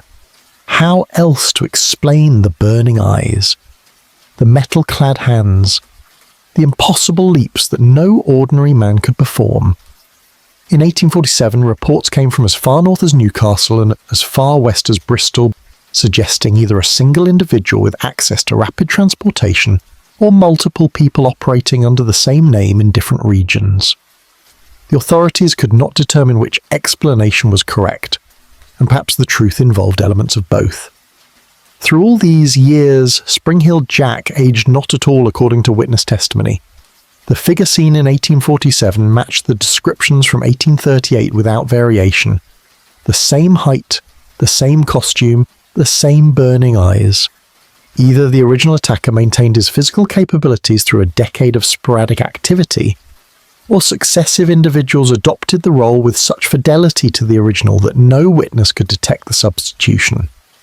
The victims during these years numbered in the dozens, according to police records, though the true total likely exceeded what official documents captured.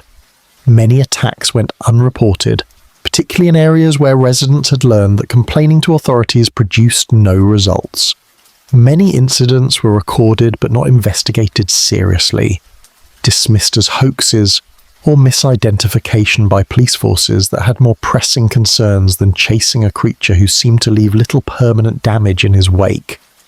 Yet the accumulated testimony from this period reinforced the essential mystery that rational investigation had failed to resolve in 1838. Something or someone continued to appear in darkness across England, to frighten women with impossible physical displays, to vanish before capture, despite countless witnesses and massive reward money that remained unclaimed. The phenomenon persisted beyond what hoax or prank could sustain, beyond what mass hysteria could explain, beyond what any single theory adequately addressed. By 1850, Spring-Heeled Jack had been terrorizing Britain for more than a decade, with appearances scattered across that span like scattered seeds that germinated unpredictably, producing sudden blooms of terror in unexpected soil before withering away again. Those who had encountered him in 1838 were grown older, some married with children of their own, yet the figure in the darkness remained unchanged, eternal and inexplicable, a constant presence that manifested only occasionally but never entirely disappeared. London and the provincial cities learned to live with the uncertainty, to accept that Spring-Heeled Jack existed in the margins of urban life, emerging from those margins when he chose and for reasons no one could predict or prevent. The authorities maintained their official skepticism, but ordinary people knew what they knew. The creature was real. He walked among them, invisible, until he chose to reveal himself, and no power of law or science or rational thought could protect them. When those burning eyes appeared in the darkness and metal claws reached out to tear at flesh and fabric while inhuman laughter echoed through the night. Chapter 8. The Aldershot Barracks. Terror. The military garrison at Aldershot sprawled across the Hampshire countryside some 35 miles southwest of London, a vast complex of barracks and training grounds established in the 1850s to house the expanding British Army. By 1807 the camp contained thousands of soldiers, a town in itself with all the structures required to support a military population, stables and armories, hospitals and churches, parade grounds where men drilled in formations that would be tested in colonial wars from India to Africa. The soldiers stationed at Aldershot were professional men of the line, veterans of campaigns in the Crimea and the Mutiny, hardened by service in climates and circumstances that would break lesser men. They were not the sort to frighten easily, not the impressionable young women who had provided most of the earlier Spring-Heeled Jack testimony. They carried weapons as part of their daily routine and knew how to use them. They lived in groups, never alone, always within calling distance of comrades who could respond to any threat with organised violence. Yet in August of 1877, Spring-Heeled Jack came to Aldershot. The first incident occurred on a warm evening when twilight lingered late over the training grounds. Private John Regan of the 80th Regiment walked from the mess hall toward his barracks, following a path he had travelled countless times before. The path ran along the edge of the parade ground, open ground on one side and the brick wall of a supply building on the other. Regan walked alone but not concerned, secure in the knowledge that hundreds of his fellows occupied the buildings surrounding him, and that sentries patrolled the garrison perimeter constantly. A figure dropped from the roof of the supply building and landed directly in his path. The creature stood taller than any man Regan had seen, wrapped in a tight-fitting garment that gleamed in the fading light. Upon its head sat something that reminded Regan of the dress helmets worn by the Guards regiments in London, but twisted and wrong, coming to sharp points at the sides. The figure's eyes caught the light from a nearby lamp and reflected it back with unnatural intensity. Regan had faced Pathan tribesmen on the northwest frontier. He had stood in square formation while Russian cavalry charged at Balaclava. He did not frighten easily, but something about the figure before him triggered instinctive terror that preceded rational thought. He reached for the knife he carried at his belt, not the regulation weapon, but a Khyber blade taken from a dead enemy that he had kept as trophy and tool. The figure moved before Regan could draw the knife. One moment it stood 10 feet away, the next it was upon him, metal-clad hands seizing the front of his uniform tunic and lifting him clear off the ground with impossible strength. Regan found himself staring into eyes that burned blue-white like phosphorus, into a face that was pale as death and fixed in an expression that was neither rage nor amusement, but something alien to human emotion. The figure held him suspended for a moment, then threw him backward with force that sent Regan tumbling across the parade ground. He rolled and came up ready to fight, shouting for help, calling out the alarm that would bring his comrades running.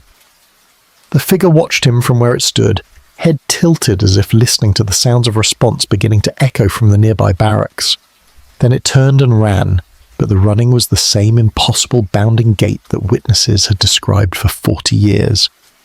Each stride carried the figure 20 feet or more, body rising and falling in great arcs as if it weighed nothing at all, or had somehow escaped the normal operation of gravity.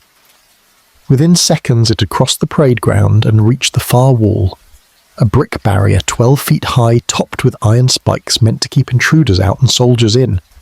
Regan watched as the figure crouched and leapt, clearing the wall and its defensive spikes in a single bound that left him staring in disbelief. By the time other soldiers reached him, weapons drawn and demanding to know what had happened, the creature had vanished into the countryside beyond the garrison walls. The officers initially suspected drink or some elaborate practical joke. Soldiers were known for crude humour, for hazing new recruits or playing pranks on unpopular comrades. But Regan was a steady man, not given to exaggeration, and his testimony remained consistent through repeated questioning. Something had attacked him. Something had displayed strength and agility beyond human capability. Something had escaped by leaping a wall that would require a ladder to scale normally. The garrison commander ordered increased sentries and a search of the grounds, but the investigation discovered nothing. No footprints in the dust of the parade ground. No disturbed earth at the base of the wall where the creature had landed after its leap. No sign that anyone had been present except Regan himself and the soldiers who had responded to his shouts. 2 nights later, the creature appeared again. Sentries patrolling the perimeter reported seeing a figure on the roof of one of the barracks blocks, silhouetted against the night sky. When they called out the challenge, demanding identification and ordering the figure to come down, it responded by leaping from the roof to the ground, a drop of more than 30 feet that should have broken bones or at minimum sent the person tumbling. Instead, the figure landed in a crouch, then rose smoothly and began moving towards the sentries with that characteristic gliding gait. The sentries were armed with Martini Henry rifles, modern breech-loading weapons that had replaced the old muzzle loaders and given British infantry devastating firepower in colonial campaigns. One sentry raised his rifle and fired at the approaching figure, the shot echoing across the camp and bringing soldiers boiling out of their barracks to investigate. The bullet struck the creature's chest. The sentry was certain of his aim, certain he had hit centre mass at a range of less than 50 yards. But the figure merely staggered slightly, then continued forward without apparent injury. The sentry fired again, and again the bullet appeared to strike without effect. By this time dozens of soldiers had arrived, forming a rough line with weapons raised, creating a barrier of armed men between the creature and the rest of the garrison. The figure stopped its advance and stood examining the soldiers arrayed before it. In the light from lanterns that men had brought from the barracks, they could see it clearly. The close-fitting costume that gleamed like oilskin, the ornate helmet with its sharp projections, the hands that ended in what might have been claws or might have been articulated metal gloves. And the eyes, always the eyes, burning with cold blue-white light that seemed to emanate from within. One of the officers present was Captain Arthur Seymour, a veteran of 20 years' service who prided himself on maintaining rational perspective regardless of circumstances. He stepped forward from the line of soldiers and addressed the figure directly, demanding that it identify itself and explain its presence within a military installation. His voice carried authority earned through years of commanding men in desperate situations where calm leadership meant the difference between victory and catastrophe. The figure tilted its head, that characteristic gesture of curious observation that so many witnesses had reported. Then it opened its mouth and expelled a plume of blue-white flame that reached toward Captain Seymour across the space between them. The captain felt the heat against his face, smelled chemicals burning, saw his men scatter to either side as the flame washed over the spot where they had been standing. When the flame cleared, the figure had moved. It now stood where the left end of the line had been, among soldiers who were still reeling from the sudden shift in position. Before anyone could react, the creature seized one of the privates and threw him into his comrades, sending half a dozen men tumbling to the ground. Then it turned and ran toward the perimeter wall. Multiple rifles fired simultaneously. The reports crashed through the night like artillery, the soldiers applying the massed fire tactics they had learned in battles against enemies who wore less armor than this creature apparently possessed. Bullets struck the running figure from multiple angles. Yet it did not fall, did not even slow its pace. It reached the wall and leapt, clearing the barrier exactly as it had done 2 nights earlier, disappearing over the far side while soldiers rushed to the wall and searched the darkness beyond for any sign of where it had gone. The garrison spent the night in a state of alert, convinced they were under some form of attack, though the nature and purpose remained unclear. Patrols scoured the countryside surrounding Aldershot. Telegraph messages went out to the neighbouring garrisons and to the War Office in London, reporting the incidents and requesting guidance. The military authorities found themselves facing the same questions that had confounded the Metropolitan Police up to 40 years earlier. What exactly had appeared within their secure facilities, and how had it penetrated military defences, and why had conventional weapons proven ineffective against it? Morning brought examination of the wall where the creature had leapt. Investigators found deep scratches in the brick near the top, marks that might have been made by the metal claws witnesses described. The scratches appeared too high for a person to have made them while climbing, yet too low to have been made by someone standing on top of the wall. They seemed to have been created by something that had gripped the wall while passing over it in a single bound. More disturbing, bullets were recovered from the parade ground where the sentries had fired at the figure. The bullets were flattened, deformed as if they had struck something hard rather than passing through empty air or embedding in earth. Yet no blood was found, no torn fabric, no evidence that the bullets had caused injury despite appearing to have struck their target. The military doctors examined the physical evidence and the testimony with growing unease. Captain Seymour was not a man prone to imagination or panic. The sentries who had fired at the creature were experienced soldiers who knew their weapons and understood what should happen when bullets struck a human body. Yet here was evidence suggesting the bullets had hit something that resisted penetration, that had somehow withstood gunfire at close range and departed uninjured. The incidents at Aldershot received extensive coverage in the London newspapers, which drew immediate connections to the Spring-Heel Jack attacks of previous decades. The name had largely faded from public consciousness during the 1860s and early 1870s as appearances became less frequent. But the military connection revived interest, adding a new dimension to the mystery. If the creature could penetrate military installations and withstand rifle fire, what defence did ordinary citizens possess? The press speculated that Spring-Heel Jack had returned after years of absence, that he had selected Aldershot specifically to demonstrate his abilities against trained soldiers rather than merely terrorising helpless women. Some articles suggested the creature was testing military defences, perhaps gathering intelligence for some foreign power. Others proposed that he sought greater challenge, having grown bored with easy victims and desiring to prove his capabilities against armed opposition. the military authorities released a carefully worded statement acknowledging unusual incidents at Aldershot while declining to endorse any supernatural interpretation. The statement noted that investigations continued, that security measures had been enhanced, and that any person found trespassing on military property would be dealt with according to the full severity of military law. The statement did not mention bullets that struck without effect or leaps that cleared 12-foot walls. Spring-Heeled Jack did not return to Aldershot after that August week in 1807. The garrison resumed its normal routine, training soldiers for deployment to the far corners of the empire where Britain maintained its global power through application of disciplined violence. But the men who had been present during those nights told their stories to new arrivals, and the stories spread through the army, carried by soldiers rotated to other postings or discharged back to civilian life. The tale entered military folklore, joining the ghost stories and supernatural accounts that soldiers had told around campfires since men first gathered to make war. But unlike most such tales, this one had official reports to support it, had testimony from officers and records from the garrison orderly room. Spring-Heeled Jack had come to Aldershot, had demonstrated abilities that violated physical law, had withstood modern military firepower, and had departed at his leisure despite the best efforts of the British Army to prevent his escape. The incident marked a shift in how Spring-Heeled Jack was perceived. He was no longer merely a figure who frightened women in dark alleys, no longer just an urban legend told to keep children indoors after sunset. He had proven capable of challenging military might and emerging unscathed. Whatever he was, human or otherwise, he possessed capabilities that made him effectively invulnerable to conventional response. The authorities could offer no protection against such a threat.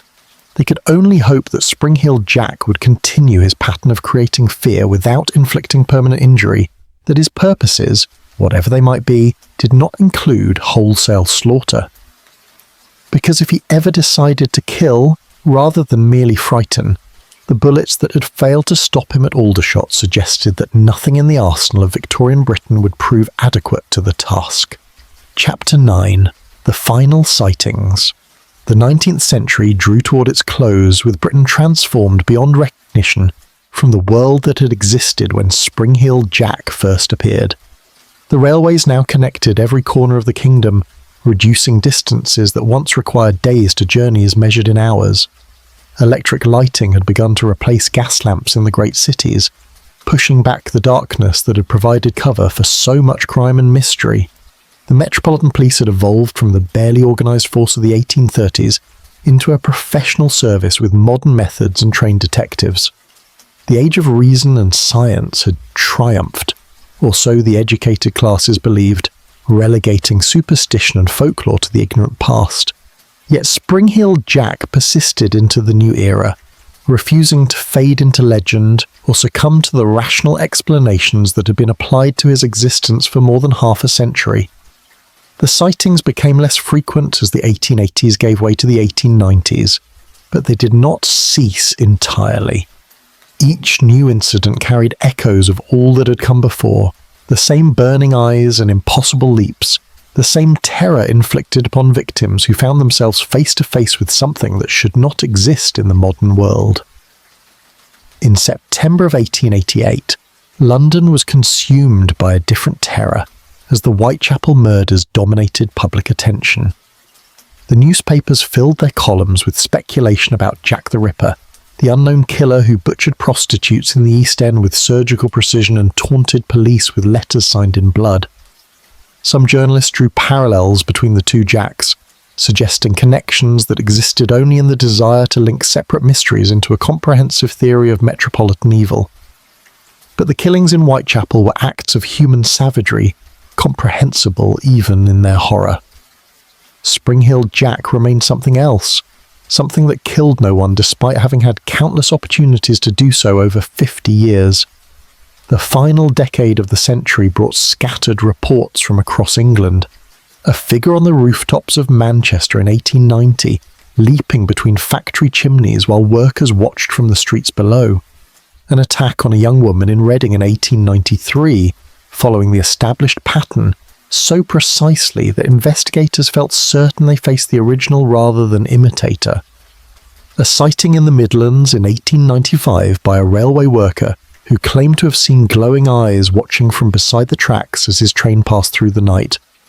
But it was in Liverpool that Spring-Heeled Jack made his final, most witnessed appearances, as if returning at the century's end to the city where he had manifested so dramatically during the middle decades. Liverpool in the 1890s was a metropolis of global significance, its docks handling more cargo than any port except London, its streets crowded with the polyglot mixture of nationalities that the commerce attracted. The city possessed its own police force, independent of the metropolitan police, and its own character shaped by maritime culture and the rough democracy of dock labour.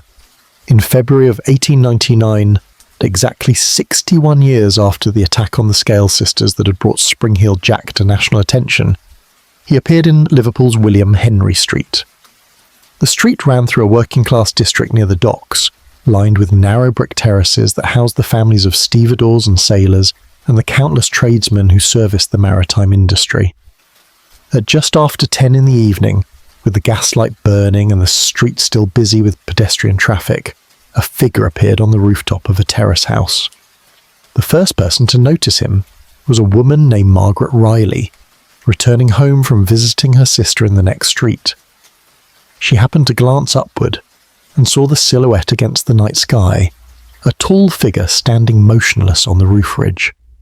As she watched, the figure moved, walking along the narrow ridge with perfect balance despite the steep pitch of the roof. Mrs. Riley called out to her husband, who emerged from their house along with several neighbours curious about the commotion. By the time a crowd had gathered in the street below, perhaps 20 or 30 people, the figure had moved to the edge of the roof. In the gaslight they could see him clearly. He wore what appeared to be a close-fitting costume, dark material that gleamed as if wet or oiled. His head was covered with something that came to points at the sides, reminiscent of a helmet, but unlike any military headgear, the ex-soldiers in the crowd recognised. And his eyes, even at a distance of 30 feet, appeared to glow with their own cold light. Someone in the crowd shouted for him to come down to identify himself, to explain what he was doing on private property. The figure responded by leaping to the next rooftop, clearing the gap between buildings in a single bound that left the crowd gasping. He landed without sound on the neighbouring roof and immediately leapt again, moving from house to house along the terrace row with inhuman grace and speed. Men ran along the street below, trying to keep pace with the figure on the rooftops, calling for the police and shouting warnings to each other. The figure ignored them, continuing his progress along the row until he reached the end of the terrace. There he stopped, standing at the very edge of the roof, and turned to face the crowd that had followed him. For a moment he stood perfectly still, looking down at the assembly of workers and shopkeepers and housewives who stared up at him in mixed fear and fascination. Then he crouched and leapt, not to another rooftop but down to the street, dropping more than 40 feet and landing on the cobblestones in a crouch that should have shattered his legs. Instead, he rose smoothly and began running down William Henry Street with that characteristic bounding gait, each stride carrying him forward in great arcs, while the crowd pursued behind, shouting for someone to stop him. At the end of the street stood a warehouse with a wall running along its property line, brick construction at least 10 feet high. The figure reached this wall without slowing and leapt over it in a single bound, disappearing into the warehouse district beyond. By the time the police arrived and searched the area, he had vanished completely. The officers found nothing to indicate where he had gone or how he had escaped from what should have been a constrained area with limited exits. The warehouse district was thoroughly searched, every building and yard examined, but Spring-Heeled Jack had disappeared as thoroughly as he always did. The incident received extensive coverage in the Liverpool papers, which printed interviews with multiple witnesses and editorials marvelling that the phenomenon had persisted for more than 60 years. Some of the witnesses in William Henry Street were old enough to remember the earlier Liverpool appearances from mid-century. They confirmed that what they had seen in 1899 matched what their parents and grandparents had described decades earlier. The same impossible leaps, the same glowing eyes. the same costume that seemed designed to create maximum theatrical effect. More sightings followed in Liverpool through the remainder of 1899 and into the opening months of the new century.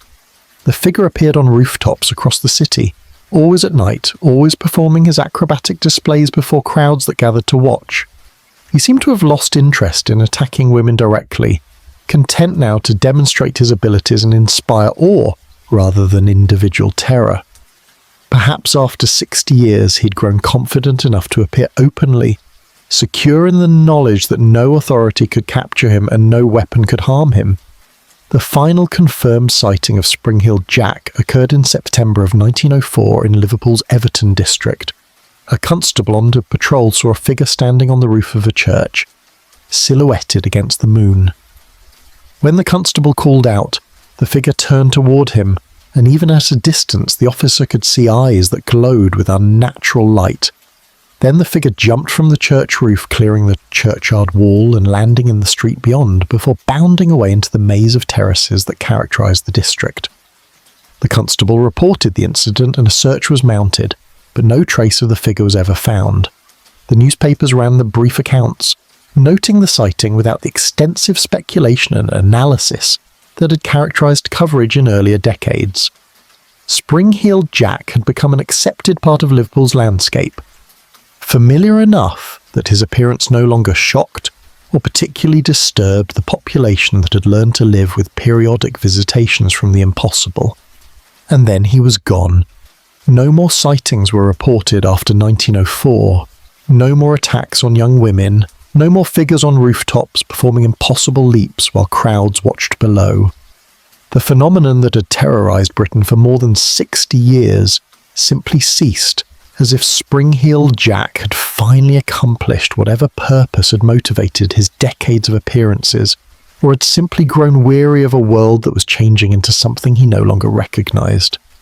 The cities of Edwardian Britain bore little resemblance to the gaslit streets and open commons where Spring-Heeled Jack had first manifested. Electric trams replaced horse-drawn omnibuses.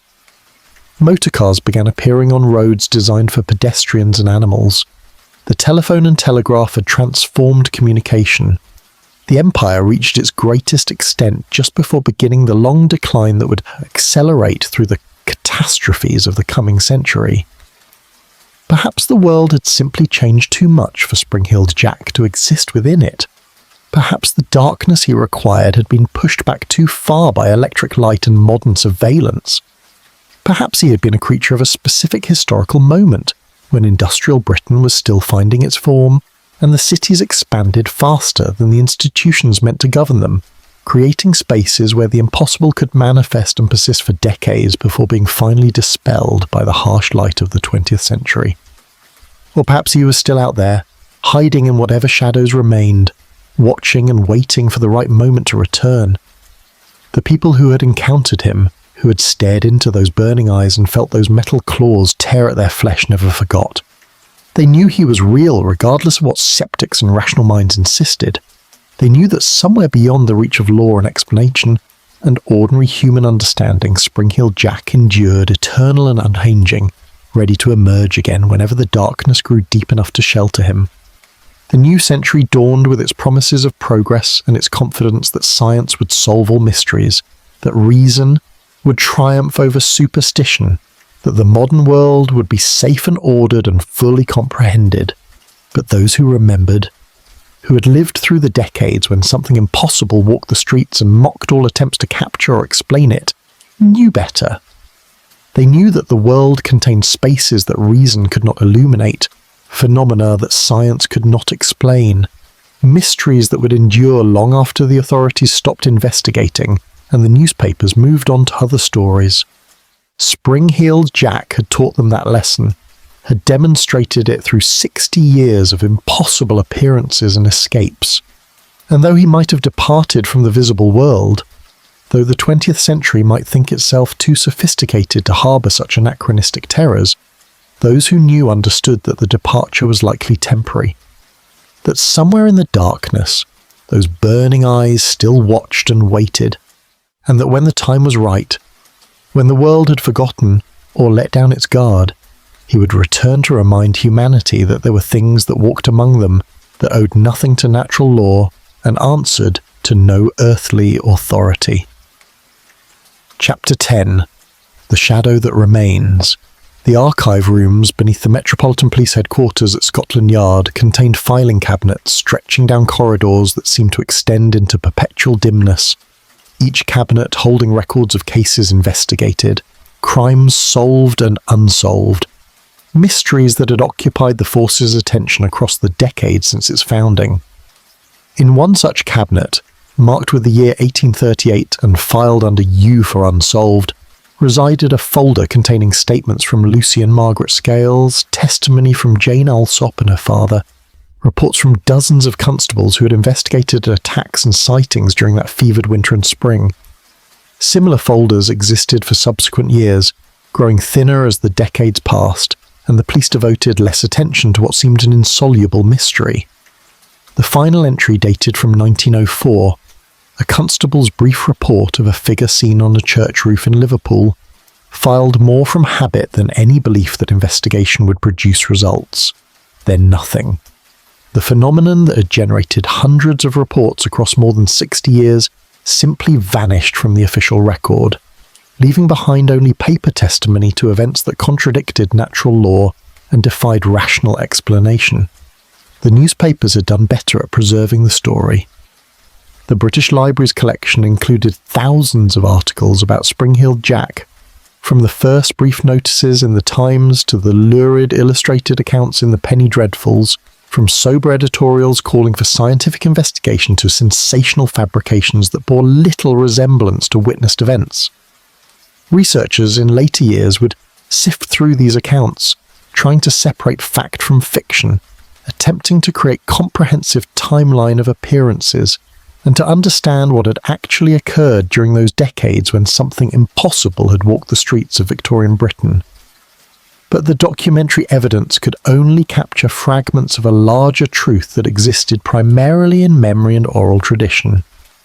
The victims who had encountered Spring-Heeled Jack carried their knowledge to graves scattered across England, taking with them the visceral understanding of what it meant to stare into those burning eyes, to feel those metal claws against skin, to watch a figure leap over obstacles that should have required ladders or scaffolding to scale.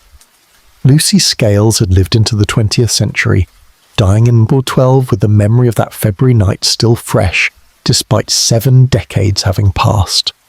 Jane Alsop had married and raised children and told her story to grandchildren who half believed and half thought grandmother had exaggerated a frightening but ultimately ordinary assault.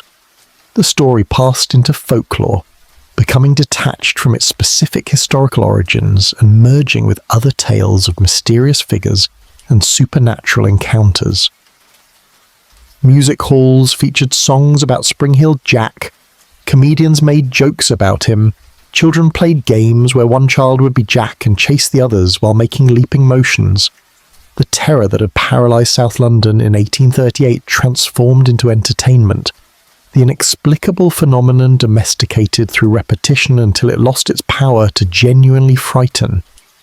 Yet among those who studied the record seriously, who examined the testimony and physical evidence without dismissing it as hysteria or hoax, questions remained that no satisfactory answer had ever addressed. What had created those precise scratches on Jane Alsop's skin? Marks that physicians confirmed were consistent with metal claws. What had produced the burns and chemical smells that witnesses reported? How had anyone, no matter how athletic or aided by mechanical devices, performed the leaps that dozens of independent witnesses described in remarkably consistent detail? The theories proposed during the phenomenon's active years had all proven inadequate when examined closely. Mass hysteria could not explain physical evidence or the consistency of testimony across decades. Aristocratic prankster could not sustain such activity for 60 years, or explain how he avoided capture despite massive rewards and intensive investigation. Circus performer could not account for the complete absence of supporting equipment, or explain how the same individual appeared in multiple cities on the same night. Escaped lunatic could not have evaded recapture for so long while maintaining the physical capabilities that the attacks demonstrated.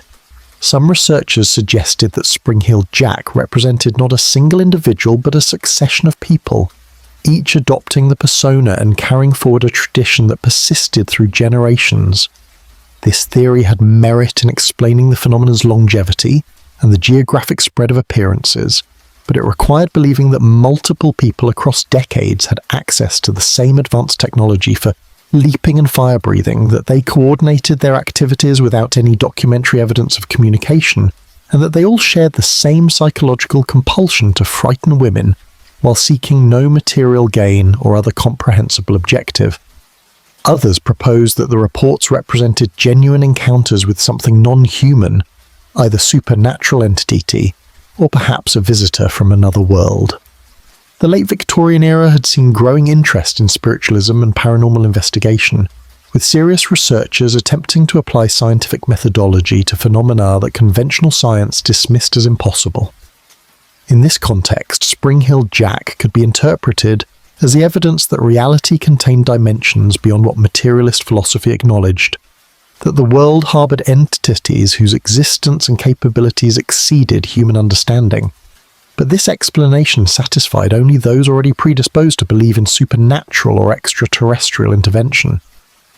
The skeptics, who represented the majority of educated opinion, rejected it as a regression to pre-scientific thinking, as preferring comfortable mystery over the hard work of rational investigation.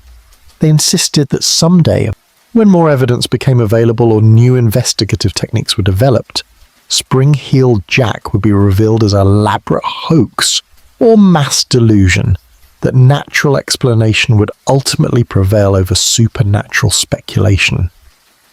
The debate continued into the 20th century, carried forward by folklorists and historians who studied the Victorian era and found the Spring-Heeled Jack phenomenon too significant to ignore.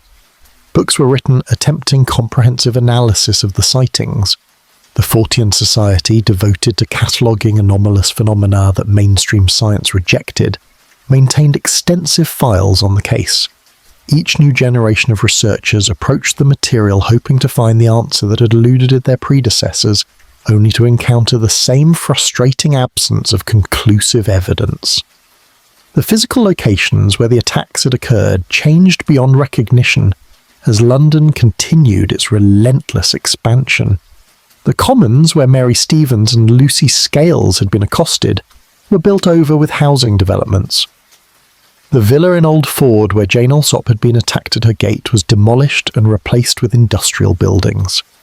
Green Dragon Alley, the site of one of the most dramatic encounters, was widened and renamed until nothing remained of the narrow passage where Lucy Scales had convulsed on the cobblestones, while her attacker leapt over a wall and vanished into the darkness. Yet despite the physical erasure of these places, their significance persisted in the historical record and in the collective memory of Londoners who knew their city's hidden history. Walking tours were organised that visited sites associated with Spring-Heeled Jack, guides pointing out where buildings had stood and recounting stories that had been told and retold until their details had been smoothed and simplified like stones worn by water. The tours attracted tourists and locals alike, people drawn by the mystery and the faint thrill of fear that came from standing where something impossible had once manifested. The phenomenon had entered popular culture as well, appearing in novels and stage plays and eventually films as the 20th century discovered new media for old stories. Spring-Heeled Jack became a character detached from his historical origins, reimagined as hero or villain depending on the needs of narrative. Comics featured him as a masked adventurer fighting crime. Horror stories presented him as demonic entity preying on the innocent.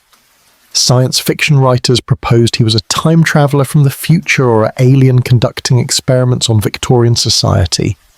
These fictional elaborations bore little resemblance to the careful testimony preserved in police files and newspaper archives, but they demonstrated the enduring power of the story to capture imagination. Something about Spring-Heeled Jack resonated across generations, the idea of a figure that appeared from nowhere, defied all attempts at capture or explanation, and vanished back into mystery, leaving only terror and questions in his wake.